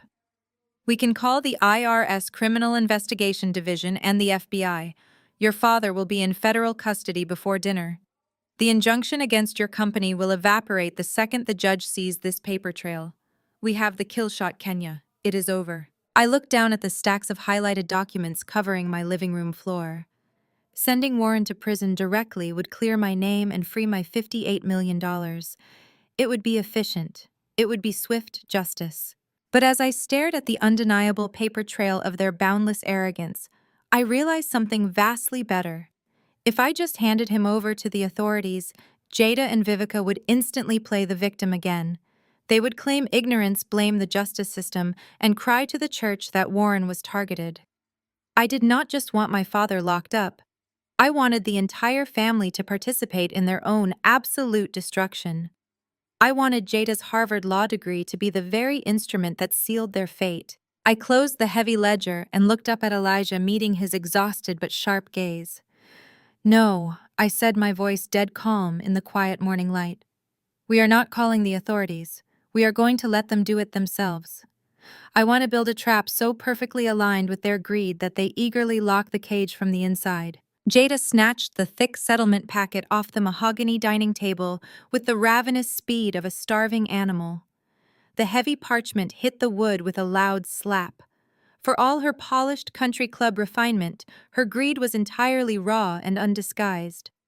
She clicked her designer pen and immediately flipped past the initial terms, her eyes darting straight toward the financial disclosures. She wanted to see the zeros. She wanted to verify the $10 million and the deed transfer for the Buckhead estate. She was so desperate to secure her own financial rescue that she completely ignored the dense architecture of the trap Elijah and I had spent 48 hours building. I sat across from her with my shoulders slumped. I kept my gaze fixed on my lap, playing the role of the utterly defeated scapegoat. I made sure my breathing looked shallow and panicked. I projected the exact image they wanted to see: a daughter who had finally been broken by the superior intellect and unyielding power of her family. "You really should have hired a better corporate litigator," Kenya Jada announced. Her voice echoed through the grand dining room, dripping with condescension. She flipped carelessly through the middle pages of the agreement. "This is amateur work. Half of these indemnification clauses are bloated boilerplate trash. I could have drafted a cleaner settlement in my sleep, but I suppose you get what you pay for when you rely on a glorified contract reviewer instead of a real lawyer." Elijah stood behind my right shoulder, perfectly still. He did not react to her insult. His face was a mask of professional indifference, but I could feel the dangerous predatory energy radiating from him. He had intentionally layered those specific pages with dense, convoluted legal jargon. He designed it specifically to trigger Jada's Ivy League arrogance. He knew she would skim right over the complicated paragraphs, assuming she already understood them, just to prove she was the smartest person in the room. And she did exactly what we predicted. Jada completely bypassed the asset origination clause. She missed the heavily coded addendum where Warren, by signing this settlement, legally attested under penalty of perjury to the exact origin of the disputed funds. By formally claiming the seed money came from his specific corporate accounts to justify the $10 million payout, he was legally verifying the ledger of his own embezzled client trust funds. He was signing a direct confession to federal tax fraud and corporate theft. "Looks perfectly standard to me, Dad," Jada declared. She slid the packet across the polished wood toward Warren, pointing a manicured finger at the signature line. "She is forfeiting the deed and transferring the $10 million through a secure wire by the end of the business day. The non-disclosure agreement is tight. Take the deal." We broke her. Warren puffed out his chest. The humiliating defeat he had suffered at the country club was completely erased from his posture. He was the reigning patriarch, once again sitting at the head of his dining table in his $23 million mansion. He picked up his gold-plated fountain pen and looked at me with an expression of pure, unadulterated triumph. "I told you that you could not win a war against your own bloodline," Warren stated, his voice booming with arrogant authority. "You thought you could walk in here with your new money and disrespect the legacy I built. You thought you could throw us out on the street. But the natural order of things always restores itself. You finally learned your place, Kenya. Let this be a very expensive lesson in respect." He pressed the gold nib of his pen to the paper. I watched him sign his name in heavy looping cursive. Every single stroke of ink was a nail in his own coffin. He flipped to the next page and signed again. Then he pushed the packet over to Vivica and Jada, who eagerly added their signatures to the non-disclosure and non-contact agreements. The moment the final signature was complete, Vivica let out a loud, triumphant laugh. She stood up from the table and marched straight to the custom wet bar in the corner of the dining room. She pulled out a bottle of vintage champagne and 4 crystal flutes. The loud, cheerful pop of the cork echoed off the high ceilings. She was celebrating her victory. She was celebrating the fact that she had successfully bullied and manipulated her neurodivergent daughter out of a fortune. I stood up slowly, leaning my weight on the table as if I could barely support myself. I picked up the pen and signed my portion of the settlement. My signature released the $10 million and initiated the deed transfer. I slid the packet back across the table. Elijah stepped forward and collected the documents. He tapped the edges of the paper against the mahogany wood, aligning them perfectly, before sliding them into his slim leather briefcase. The brass locks engaged with a sharp, decisive click. He looked down at me and shared a fleeting, dangerous look. The trap was locked. I turned away from the table. Warren was already holding up a crystal flute of champagne, toasting with Jada and Vivica. They were not even looking at me anymore. I had served my purpose. I had funded their delusion for one last time. "I hope you enjoy the house, Dad," I said softly. My voice was quiet, but it carried clearly over the sound of their celebration. I did not wait for a response. I walked out of the grand dining room and pushed through the heavy front doors of the estate, stepping out into the bright, warm sunlight. I got into the passenger seat of Elijah's car, leaving them to their champagne and their absolute hubris. 2 days later, the real shockwave hit. Exactly 48 hours after my father signed his name to the settlement agreement, the absolute quiet of my corporate office was shattered. I was sitting at my glass desk with Elijah, going over the final quarterly projections for the new fiscal year. On the massive flat-screen monitor mounted to the wall, we had a live feed of the banking portals connected to Vanguard Holdings. We were watching the digital markers on Warren's commercial and personal accounts. We were waiting for the domino to fall. At precisely 10:15 in the morning, the green active status icons on the monitor suddenly flashed yellow and then locked into a solid flashing red. A system notification popped up on the screen, reading "Federal Asset Freeze Mandated." Elijah leaned back in his leather chair and folded his arms. He offered a slow, highly satisfied nod. The trap had officially snapped shut. Less than 10 seconds later, my personal cell phone began to vibrate violently across the surface of my desk. The screen lit up with Jada's name. The calls came in rapid-fire succession, ringing back to back with a desperate, frantic energy. I let it ring 4 separate times, watching the screen light up and go dark. I wanted her to sit in the panic. I wanted the reality of her collapsing world to fully sink into her bones before I gave her the privilege of my voice. On the 5th attempt, I finally picked up the phone. I pressed the green button and put the call on speakerphone, setting the device down on the desk between Elijah and me. I did not say a word. I just let the line open. "Kenya, what did you do?" Jada screamed. Her voice was shrill and completely unhinged, stripped of all its usual polished Harvard sophistication. She was hyperventilating so hard I could hear her gasping for breath through the speaker. The wire transfer was rejected. The bank teller just told Dad that his primary holding accounts are locked. All of his personal accounts are locked. Even my checking account is frozen. They said it is a hard federal hold. Tell your lawyers to release the funds right now. I leaned forward, resting my elbows on the desk. I kept my voice entirely calm, dropping the temperature of the conversation to absolute zero. "I did not freeze the accounts, Jada," I said. "Vanguard Holdings released the $10 million settlement wire exactly as agreed. But the receiving accounts were flagged and locked by the receiving institution. We have absolutely no control over the Internal Revenue Service Criminal Investigation Division, nor do we control the Federal Bureau of Investigation." The line went dead silent for 3 agonizing seconds. "The IRS." Jada stammered, her voice dropping to a terrified whisper. "The FBI. What are you talking about, Kenya? This is a private family settlement. Why would federal agents care about a deed transfer and a payout?" "Because you are a terrible lawyer, Jada," I stated, delivering the blow with surgical precision. "You were so blinded by your own greed, so desperate to secure your $10 million and prove you were the smartest person in the dining room, that you completely failed to do your job. You did not read the fine print. You skimmed right over the asset origination addendum." "What addendum?" she gasped. "The one you demanded," I replied. "You filed a fraudulent injunction claiming I stole $250,000 from Dad's commercial account 7 years ago to fund my startup. To resolve your fake lawsuit, The settlement required Dad to legally attest to the exact origin of those disputed funds. He had to provide the specific routing numbers and ledger dates to prove that the capital belonged to him. I paused, letting the weight of my words settle over the line. But those routing numbers and ledger dates did not match his clean operating accounts, Jada. I made sure they matched the hidden client escrow accounts, the exact same accounts he has been using to embezzle money and evade federal taxes for the last decade. No, Jada choked out a sound of pure horror escaping her throat. No, you cannot do that. That is impossible. You handed him the pen, Jada. I continued, relentlessly tearing down her entire reality.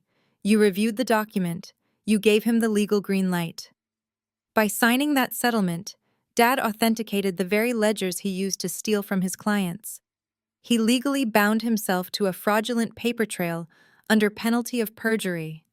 He signed a direct written confession to federal tax fraud and corporate embezzlement.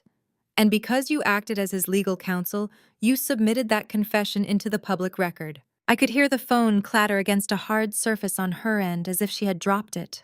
I could hear Vivica screaming in the background, demanding to know what was happening. The Golden family was detonating in real time. You did not just fail to protect him, I said, my voice projecting clearly into her nightmare. You actively facilitated his federal confession. You handed the FBI everything they need to raid his office and seize the Buckhead estate. The grand legacy of excellence you all bragged about is nothing but a crime scene, and you tied a bow on it for the prosecutors. Kenya, please, Jada begged. She was actually sobbing now, the arrogant superiority completely eradicated from her soul. You have to fix this. You have to call Elijah and tell the judge it was a mistake. I will be disbarred. Dad will go to federal prison. You cannot let them take everything. You took everything from yourselves, I replied, feeling absolutely no pity. You mocked my learning disability. You called me dumb. You tried to use your Ivy League degree to steal the company I built with my own blood and sweat. You thought you could outsmart the dyslexic dropout. But the truth is, Jada, you were never actually smart. You were just loud and entitled. I reached out and hovered my finger over the red end call button. You have much bigger problems to worry about now than a disbarment hearing, I added. When the feds freeze assets, they freeze everything connected to the primary target. That includes the credit cards you have been secretly maxing out to fund your luxury lifestyle.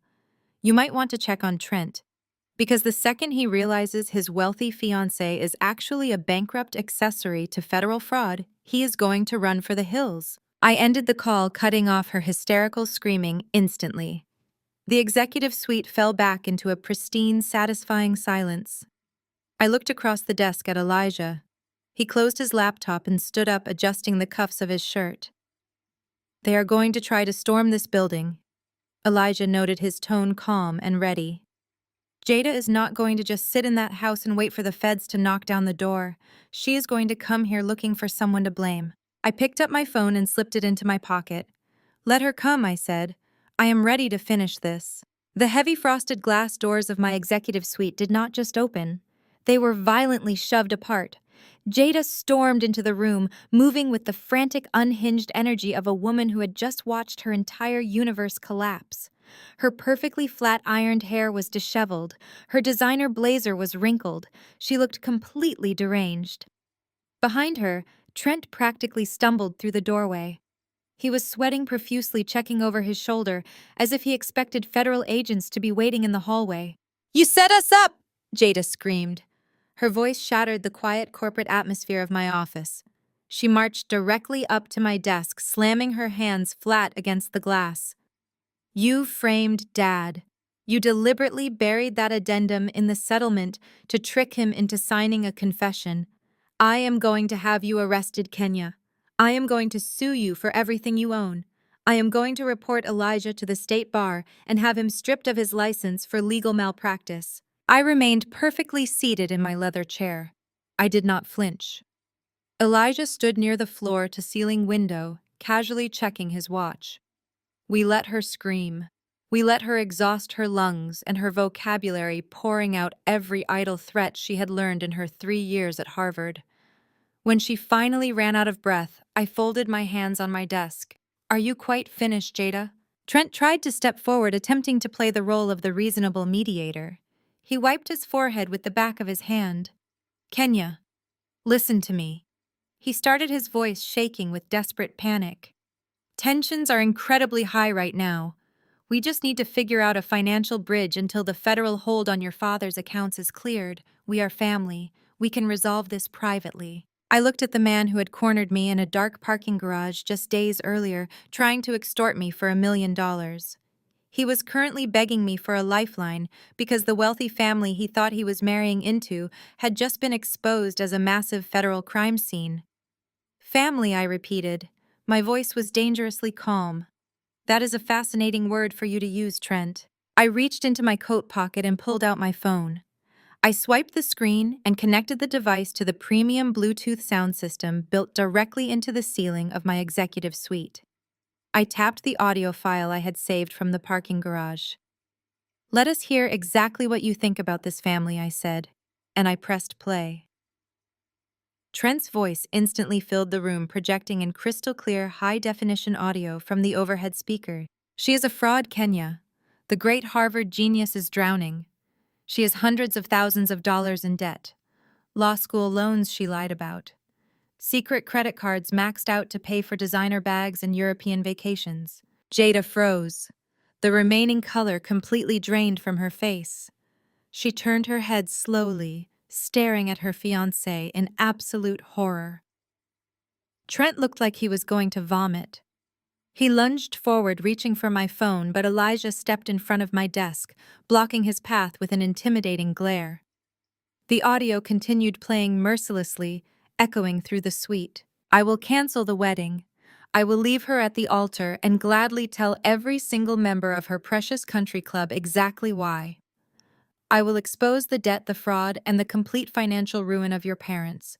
You write me a check for $1 million. I pay off my debts. I marry Jada, and I keep my mouth shut. I paused the recording. The silence that followed was heavy and suffocating. Jada looked at the man she had paraded around the country club. The elite prize my mother had worshipped had just been exposed as a manipulative, parasitic gold digger who was entirely ready to sell her out for $1 million. You tried to extort my sister Jada, choked out, her voice barely a whisper. You were going to leave me. Trent panicked. He threw his hands up in the air, stepping away from her. Jada, be reasonable, he stammered. I was just trying to secure our future. Your parents are broke. You are broke. You lied to me about your finances for 2 years. Jada snapped. She launched herself at him, hitting his chest and screaming that he was a liar and a coward. But Trent did not try to comfort her. The facade was completely gone. He grabbed her wrists and shoved her away with a look of pure disgust. Stop touching me, Trent shouted, his true colors finally showing. You are a massive liability, Jada. You have nothing. Your father is going to federal prison, and your mother is a broke socialite. You maxed out credit cards to buy shoes while hiding a mountain of student debt. You are a complete fraud, and I am not going down with your sinking ship. He pulled off the heavy platinum engagement band she had bought him. He threw the ring down onto the glass surface of my desk. The metal clattered loudly against the glass. Find another sponsor, Trent spat at her. We are done. He turned on his heel and marched out of the executive suite, leaving the heavy glass doors swinging in his wake. Jada was left standing in the center of my office, entirely alone. The perfect golden child had been completely stripped of her armor. She had no fiancé. She had no money. Her legal reputation was tied to her father's signed confession. Her entire life was in ruins. But I was not finished yet. I opened my desk drawer and pulled out one final document. Jada stared at the empty doorway where Trent had just disappeared. Her chest heaved with ragged, shallow breaths. The heavy platinum engagement ring sat on the glass surface of my desk, catching the overhead light. It was the ultimate symbol of her fabricated elite life, and it had just been discarded like trash.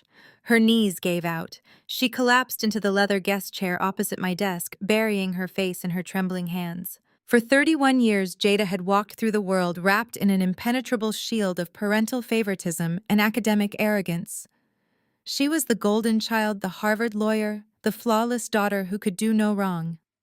Now she was sitting in my office completely stripped of her armor. She had no fiancé. Her father was facing federal prison. Her mother was a bankrupt socialite. And her own legal malpractice was the very thing that sealed their doom. I looked down at the thick legal document I had just pulled from my top drawer. It was printed on heavy watermarked paper, bearing the official seal of the Fulton County Superior Court. I did not feel an ounce of pity. I felt the cold, satisfying weight of absolute justice. I slapped the document down onto the glass desk right next to the discarded engagement ring. The sharp smack made Jada flinch. She slowly raised her head. Her perfectly applied makeup was ruined, running in dark streaks down her cheeks. Her eyes were red and completely hollow. "What else could you possibly do to us?" Jada whispered. Her voice was raspy and completely devoid of its usual arrogant bite. "You took the money, you took the company, you took my fiancé. You won Kenya. It is over." "It is not over until I say it is over," I replied, keeping my tone perfectly measured and dangerously calm. "You came into my courtroom and tried to freeze my $58 million payout. You stood in front of a judge and tried to brand me a thief. You really thought I was going to let you walk away with a $23 million mansion after pulling a stunt like that?" Jada stared at me in pure confusion. She wiped her face with the back of her hand, trying desperately to summon the legal intellect that had just failed her so spectacularly. "But you signed the settlement?" she stammered. "The contract stipulated that we get the deed to the Buckhead estate in exchange for dropping the injunction. You signed it in front of us. We dropped the lawsuit this morning. The house is ours." I leaned forward, resting my arms on the glass desk. "You really need to start reading the sequencing clauses in your contracts, Jada." I tapped my manicured fingernail against the court document resting between us. "Yes, I signed the settlement. But the execution timeline was strictly sequential. The contract clearly stated that your father had to formally drop the injunction against Vanguard Data Systems first. Once the injunction was legally lifted, the deed transfer for the estate would initiate." Jada swallowed hard, staring at the paperwork. "You filed the dismissal this morning?" I continued, walking her through the exact mechanics of her own ruin. The injunction was dropped. My $58 million were unfrozen. But right as the deed transfer was processing, the Internal Revenue Service slammed a hard federal freeze on all of Warren's assets. The federal government locked his profile. He cannot receive, hold, or transfer any assets of significant value while under active criminal investigation for tax fraud. Jada's eyes widened as the devastating reality of the legal sequencing finally clicked in her Harvard-educated brain. The color completely washed out of her face. "The government blocked the transaction," I stated, delivering the final fatal blow. "The deed transfer was rejected by the county clerk. Warren cannot take possession of the property. Therefore, the title remains exactly where it was before you ever walked into this office. Vanguard Holdings owns the Buckhead estate free and clear. I own the house, Jada. You dropped your lawsuit for absolutely nothing." A strangled sob escaped her throat. She gripped the edges of the leather chair, her knuckles turning white. She realized the full magnitude of her catastrophic failure. She had surrendered her only leverage, the fraudulent lawsuit, and received absolutely nothing in return. She had handed her father over to the feds and lost the family mansion in a single breath. I slid the document across the desk, pushing it directly in front of her. "This is a court-ordered formalized notice to vacate," I announced. "I had a judge sign off on it the second your injunction was dismissed. Vanguard Holdings is formally reclaiming its corporate asset." Jada looked down at the eviction notice. Her name was printed in bold black ink right alongside Warren and Vivica. "You have exactly 48 hours to vacate my property," I told her, my voice echoing with absolute unyielding finality. "You will pack your belongings, and you will be off the premises by noon on Thursday. If you or your parents are still inside that house at 12:01, I will have the Fulton County Sheriff physically drag you out onto the lawn." Jada shook her head frantically, tears spilling over her eyelashes. "Kenya, please," she begged. Her voice cracked, breaking into a pathetic whine. "We have nowhere to go. Dad's accounts are frozen. I am drowning in debt. We do not have money for a hotel. We do not have money for a security deposit. You cannot just put us out on the street. We are your family." I sat back in my chair, projecting the exact same cold energy Vivica had given me at the country club. I looked at my sister and smiled. "I know you struggle with basic finances, Jada," I said, repeating our mother's words verbatim. "So I suggest you take that $500 monthly allowance you generously offered me and use it to find a very cheap motel. Your grace period is over. The ultimate checkmate is complete. Get out of my office." Jada remained frozen in the leather guest chair, her fingers digging into the armrests, with a white-knuckled grip. Trent had just walked out the door, taking her fabricated elite future with him, but her brain was completely short-circuiting. She was staring at the platinum engagement ring he had abandoned on my desk, her chest heaving with shallow, panicked breaths. The great Harvard lawyer was in absolute denial. She could not process that she had been utterly dismantled by the sister she considered intellectually inferior. "Kenya, you cannot do this," Jada whispered, her voice cracking, as she finally tore her eyes away from the ring and looked at me. "The settlement is a binding contract. You signed it. You agreed to transfer the deed. We are going to take this to a judge. We are going to sue you for breach of contract." I leaned back in my chair and let out a slow, heavy sigh. Even now, stripped of her fiancé and her financial security, she was still trying to cling to her unearned arrogance. She was still trying to threaten me with a legal system she clearly did not fully comprehend. She had spent her entire life relying on our parents' money to smooth over her mistakes, and now that the money was gone, she was completely exposed. I reached into my top desk drawer and pulled out a thick stack of watermarked paper. It bore the official seal of the Fulton County Superior Court. I dropped the heavy document onto the glass desk right next to her discarded engagement ring. The sharp thud made her flinch. "Sue me for what exactly, Jada?" I asked, keeping my tone deadly calm. "Breach of a contract that you drafted and failed to execute properly. Let us review your catastrophic legal malpractice one more time so you fully comprehend why you are currently trespassing in my corporate building." I leaned forward, steepling my fingers together. I held her gaze, refusing to let her look away. "The settlement you so eagerly shoved in front of Dad required sequential execution. Clause 4 specifically stated that the plaintiff, meaning Warren, must formally file a dismissal of the injunction with the court before the defendant, meaning me, initiates the asset transfer. You filed that dismissal this morning. You walked into the courthouse, handed the clerk the paperwork, and legally surrendered your only piece of leverage." Jada swallowed hard. A bead of sweat rolled down her temple, ruining the edge of her expensive foundation. Her eyes darted to Elijah, who stood silently by the window, a physical monument to her impending ruin.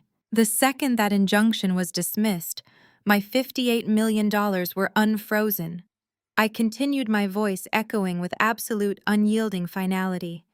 "But your father never received the deed transfer or the $10 million wire. Do you want to know why? Because your father is a federal criminal. The moment the Internal Revenue Service locked his profile, his accounts became legally radioactive. Federal law mandates that no real estate or liquid capital can be transferred to a flagged individual under active investigation for tax fraud and embezzlement. The transaction was automatically blocked by the federal government."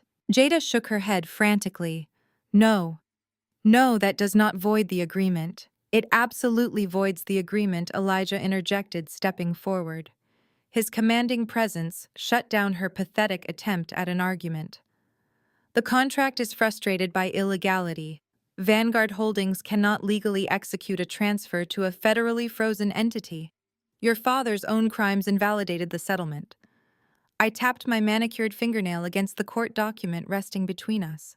"You dropped the lawsuit for absolutely nothing," I stated, delivering the final fatal blow.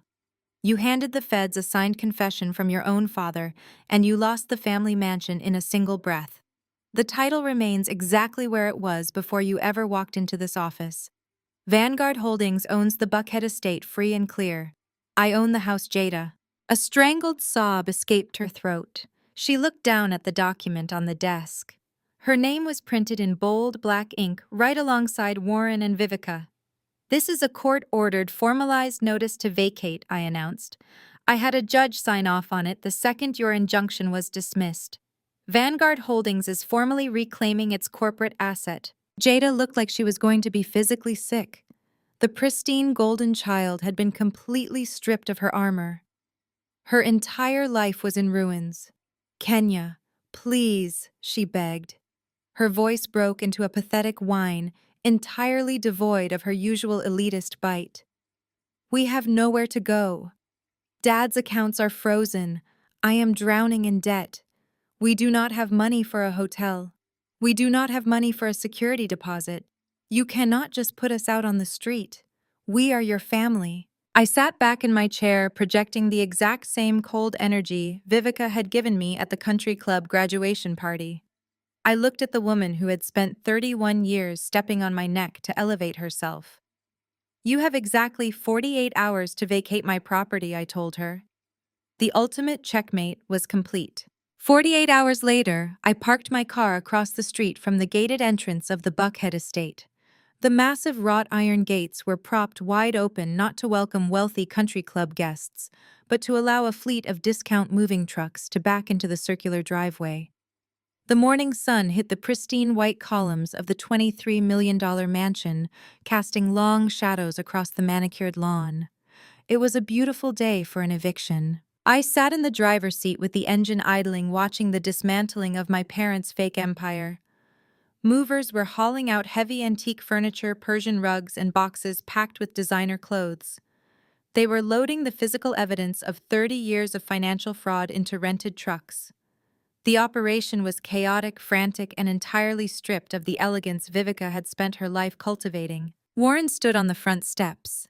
He did not look like the booming, arrogant patriarch who had stood at a podium just days earlier, mocking my dyslexia. He looked like an old, broken man. He wore a plain gray sweater and slacks, his shoulders slumped forward under the invisible, crushing weight of an impending federal indictment. He stared blankly at the brick driveway, not lifting a finger to help the movers. His ego had been entirely eradicated. The man who obsessed over a toxic interpretation of Black excellence and generational wealth had nothing left to pass down but a mountain of criminal debt and public disgrace. Jada was moving back and forth between the front door and her car.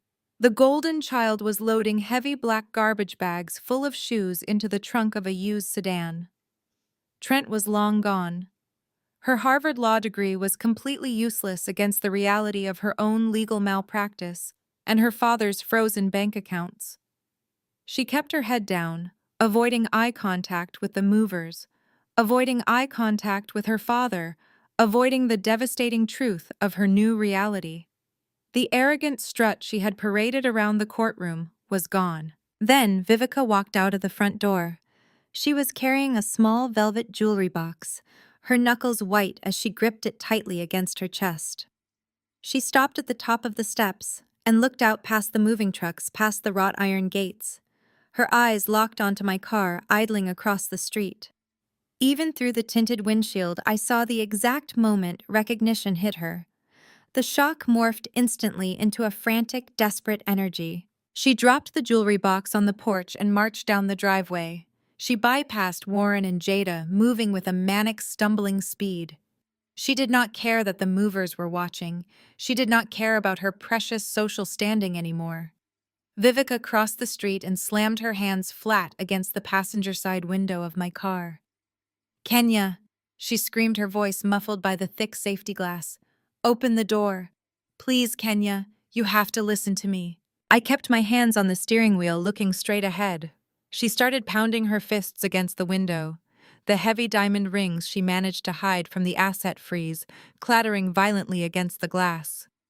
"You cannot do this to us!" she wailed, her face pressed close to the window. Tears were streaming down her cheeks, ruining her makeup. "We are your family. We are your flesh and blood. You are putting your own parents out on the street." I reached over and pressed the button on the door console. The tinted glass rolled down with a smooth, quiet hum. The morning air flooded into the cabin, carrying the sound of her frantic sobbing. Vivica grabbed the edge of the window frame, her knuckles trembling. Kenya, please, she begged, her voice cracking into a pathetic, desperate whine. I know we made mistakes. I know I was hard on you, but you cannot throw us away like this. We have absolutely nothing left. Warren is going to jail. Jada is ruined. You have your $58 million. You have your revenge. Please just let us keep the house. Blood is thicker than paper, Kenya. Blood is thicker than paper. I turned my head and looked directly into the eyes of the woman who had spent my entire life trying to erase me. I looked at the mother who had mocked my learning disability, who had called me dumb, who had proudly handed me a $500 pity allowance while handing my sister my stolen inheritance. I felt absolutely nothing. No anger, no grief, no pity. Just the cold, clean clarity of absolute justice. You are right, I said, my voice perfectly, even completely stripped of any emotion. I reached out and pressed the window switch. The glass began to rise, forcing her to pull her hands back. But respect is thicker than blood. I rolled the window up, sealing her outside. I shifted the car into drive, pulled away from the curb, and drove down the street, leaving them standing in the wreckage of their own making. The drive back to my corporate office from the Buckhead estate was the quietest 30 minutes of my life. I did not turn on the radio. I just listened to the steady hum of the engine and the rhythm of the tires on the asphalt. The chaotic gravity that had pulled me toward my family for 35 years was completely gone. I had severed the orbit, but while my personal war with them was over, their public execution was just beginning. 72 hours after the eviction, the federal indictment was officially unsealed. Warren was formally charged with multiple counts of wire fraud, tax evasion, and embezzlement of client funds. The story did not just make the local news. It was the front-page headline of the Atlanta Business Chronicle. The journalist dug into the court filings and published the exact details of his phantom vendor scheme. They printed the staggering dollar amounts he had siphoned from hardworking families to fund his luxury lifestyle. The fallout was instantaneous and absolutely merciless. In the elite circles my parents worshipped, wealth can buy forgiveness for a lot of sins. But public humiliation is a terminal offense. The Oak Ridge Country Club, the very institution where Warren had stood at a podium and mocked my learning disability, invoked a strict morals clause. They revoked my parents' membership before the morning papers had even hit the driveways. Vivica was permanently banned from the dining room where she had handed me a $500 pity allowance. The church community was equally ruthless. The same head pastor who had left me a heavy-handed voicemail lecturing me about honoring my father and mother suddenly developed a severe case of amnesia. During his Sunday sermon, he delivered a fiery 20-minute message about the corrosive nature of greed and the sins of false idols. He practically pointed a spotlight at the empty pew where my parents used to sit. The choir members who had gossiped about my supposed cruelty immediately pivoted, claiming they had always sensed a dark, unholy energy radiating from Warren. Vivica went from being the reigning matriarch of the congregation to a complete social pariah in less than a week. Then the tide of my personal communications turned. My cell phone, which had been a toxic wasteland of hate mail and family condemnation just days earlier, suddenly lit up with a completely different kind of energy. The same relatives who had called me an ungrateful monster were suddenly flooding my inbox with desperate apologies. My Aunt Sarah called me and left a tearful 5-minute voicemail. She cried about how deeply she had been manipulated by Vivica. She swore she had always known I was a special, brilliant girl, and that she had prayed for my success every single night. It was a beautiful, moving performance. But it took her exactly 4 minutes to pivot. In the final 60 seconds of the voicemail, she smoothly transitioned into asking if I could possibly see my way clear to paying off her daughter's student loans, since I was now practically a billionaire. She was not the only one. A cousin who had literally texted me that I was a sociopath sent me a long email apologizing for his harsh words, immediately followed by a pitch deck for his failing landscaping business. He asked for a $200,000 angel investment, claiming it was my duty to keep the new family wealth circulating within the community. They had all watched Warren get carted off by federal agents. They knew I was holding a $58 million check. And suddenly my dyslexia was no longer a punchline. My lack of a traditional degree was no longer an embarrassment. I was suddenly the most popular, beloved member of the bloodline. They did not love me any more than they did last week. They just respected the capital and wanted access to the vault. I sat at my kitchen island listening to the voicemails and reading the emails. I did not feel angry. I just felt a profound, exhausting clarity.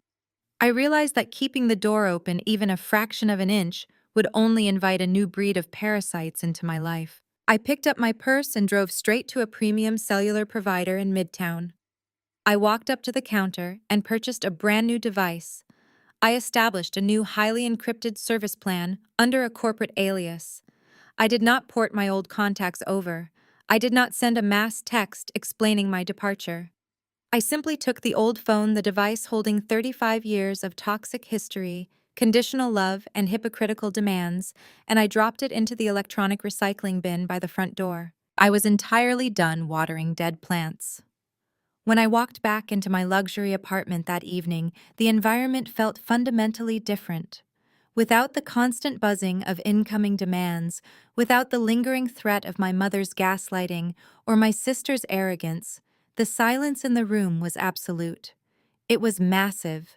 It was a vast, wide-open territory. At first, the sheer scale of the quiet was almost intimidating. I had spent my entire life fighting for survival, bracing for the next insult, building armor against the people who were supposed to protect me. Now the war was over. The battlefield was cleared. The toxicity had been surgically and permanently severed from my existence. I walked over to the floor-to-ceiling window and looked out at the glittering Atlanta skyline. The space I had carved out for myself was immense and entirely my own. It was time to stop fighting the past. It was time to fill this massive, beautiful quiet with something that actually mattered. 6 months passed. The crisp autumn air sweeping through Atlanta smelled entirely different now. It smelled like fresh paint, polished hardwood, and absolute unbridled possibility. I walked down the brightly lit corridor of the newly renovated Vanguard Academy. The walls were painted in vibrant, calming shades of blue and green, a stark contrast to the sterile, suffocating environment of the country club where my family had tried to bury me. The high ceilings echoed with the sound of laughter and the rapid clicking of mechanical keyboards. I stopped in front of a glass-walled classroom and watched the students inside. They were brilliant neurodivergent Black children, kids with severe dyslexia, ADHD, and auditory processing challenges. Kids who had been written off by the traditional public school system, just like I was. Kids whose parents had been told their children were slow, defective, or simply not trying hard enough. I used a significant portion of my $58 million payout to purchase an abandoned commercial building in the heart of the city and completely gut it. I transformed the space into a state-of-the-art technology and coding academy. But I did not just fund the building, I engineered the curriculum.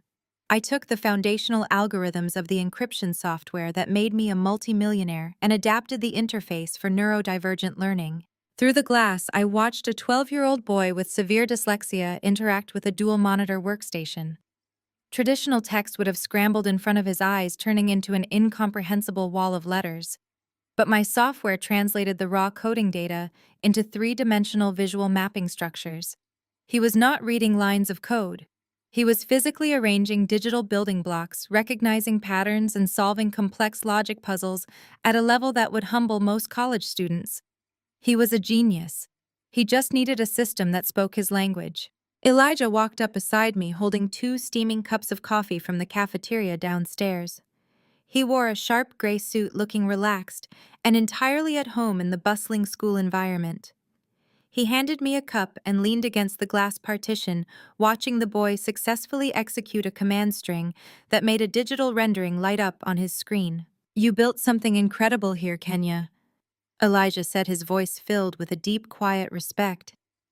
"These kids are going to run the tech industry in 10 years, and they are going to do it because you gave them the exact armor you had to build for yourself." I took a sip of the hot coffee, feeling a profound, grounding warmth spread through my chest. "They are not going to have to survive their childhoods," I replied, keeping my eyes on the classroom. "They get to actually live them. They get to know that their brains are not broken. They are just wired for a different kind of greatness." Elijah smiled, taking a sip from his own cup. He looked down the colorful hallway, watching a group of students hurry past with robotic prototypes tucked under their arms. He turned back to me, his dark eyes studying my face carefully. The intense, protective lawyer from the country club had softened into a steadfast partner who had watched me navigate the turbulent waters of total liberation. "Do you ever wonder what your family is doing right now?" Elijah asked softly. I did not flinch at the question. A year ago, the mere mention of my family would have sent my heart racing with anxiety. Now it felt like discussing characters from a movie I had watched a long time ago. "I know exactly what they are doing," I answered, my voice completely devoid of pity or malice. "The legal and financial circles in Atlanta are incredibly small, Elijah. Word travels fast when titans fall from the sky." I looked back through the glass, watching the students collaborate on a project, and I laid out the pathetic, miserable reality of the people who had tried to destroy me. Warren avoided federal prison, but barely. His defense attorney managed to negotiate a highly restrictive plea deal to keep him out of a cell, but the cost was absolute ruin. He was sentenced to 5 years of federal probation. His passport was permanently seized. He wears a heavy black GPS monitoring ankle bracelet hidden under his socks. The court ordered him to pay massive, insurmountable financial restitution to every single client he embezzled from. He lost his commercial real estate license forever. The man who obsessed over prestige, who demanded a seat at the elite table, now spends his weekends completing court-mandated community service, picking up trash along the same highways he used to drive his luxury cars on. I took another slow sip of coffee. Vivica lost her country club membership, her designer wardrobe, and her carefully curated social status. When the federal government liquidated their assets to pay for Warren's restitution, she was left with absolutely nothing. She had to get a job for the first time in 30 years. The woman who looked down her nose at my bakery and my tech support jobs is now working the retail cosmetics counter at a mid-tier department store. She stands on her feet for 8 hours a day, spraying perfume samples on test strips, forced to politely serve the exact same wealthy Atlanta women she used to gossip with. Elijah shook his head, a dry, humorless chuckle escaping his lips. "And Jada," he prompted. "Jada fell the hardest," I stated flatly. "Trent completely abandoned her the second he realized she was broke and deeply in debt. He canceled the wedding, blocked her number, and found another wealthy family to latch onto within a month. Jada was left holding hundreds of thousands of dollars in secret credit card and student loan debt. Her legal reputation was thoroughly disgraced by the monumental malpractice of submitting her own father's signed confession.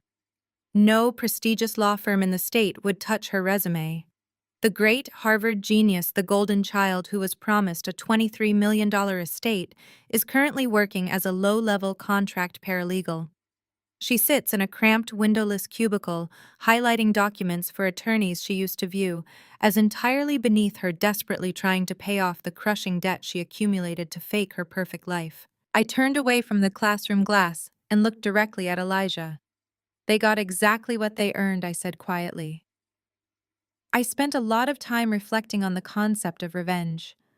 When I was young and hurting, I used to fantasize about screaming at them.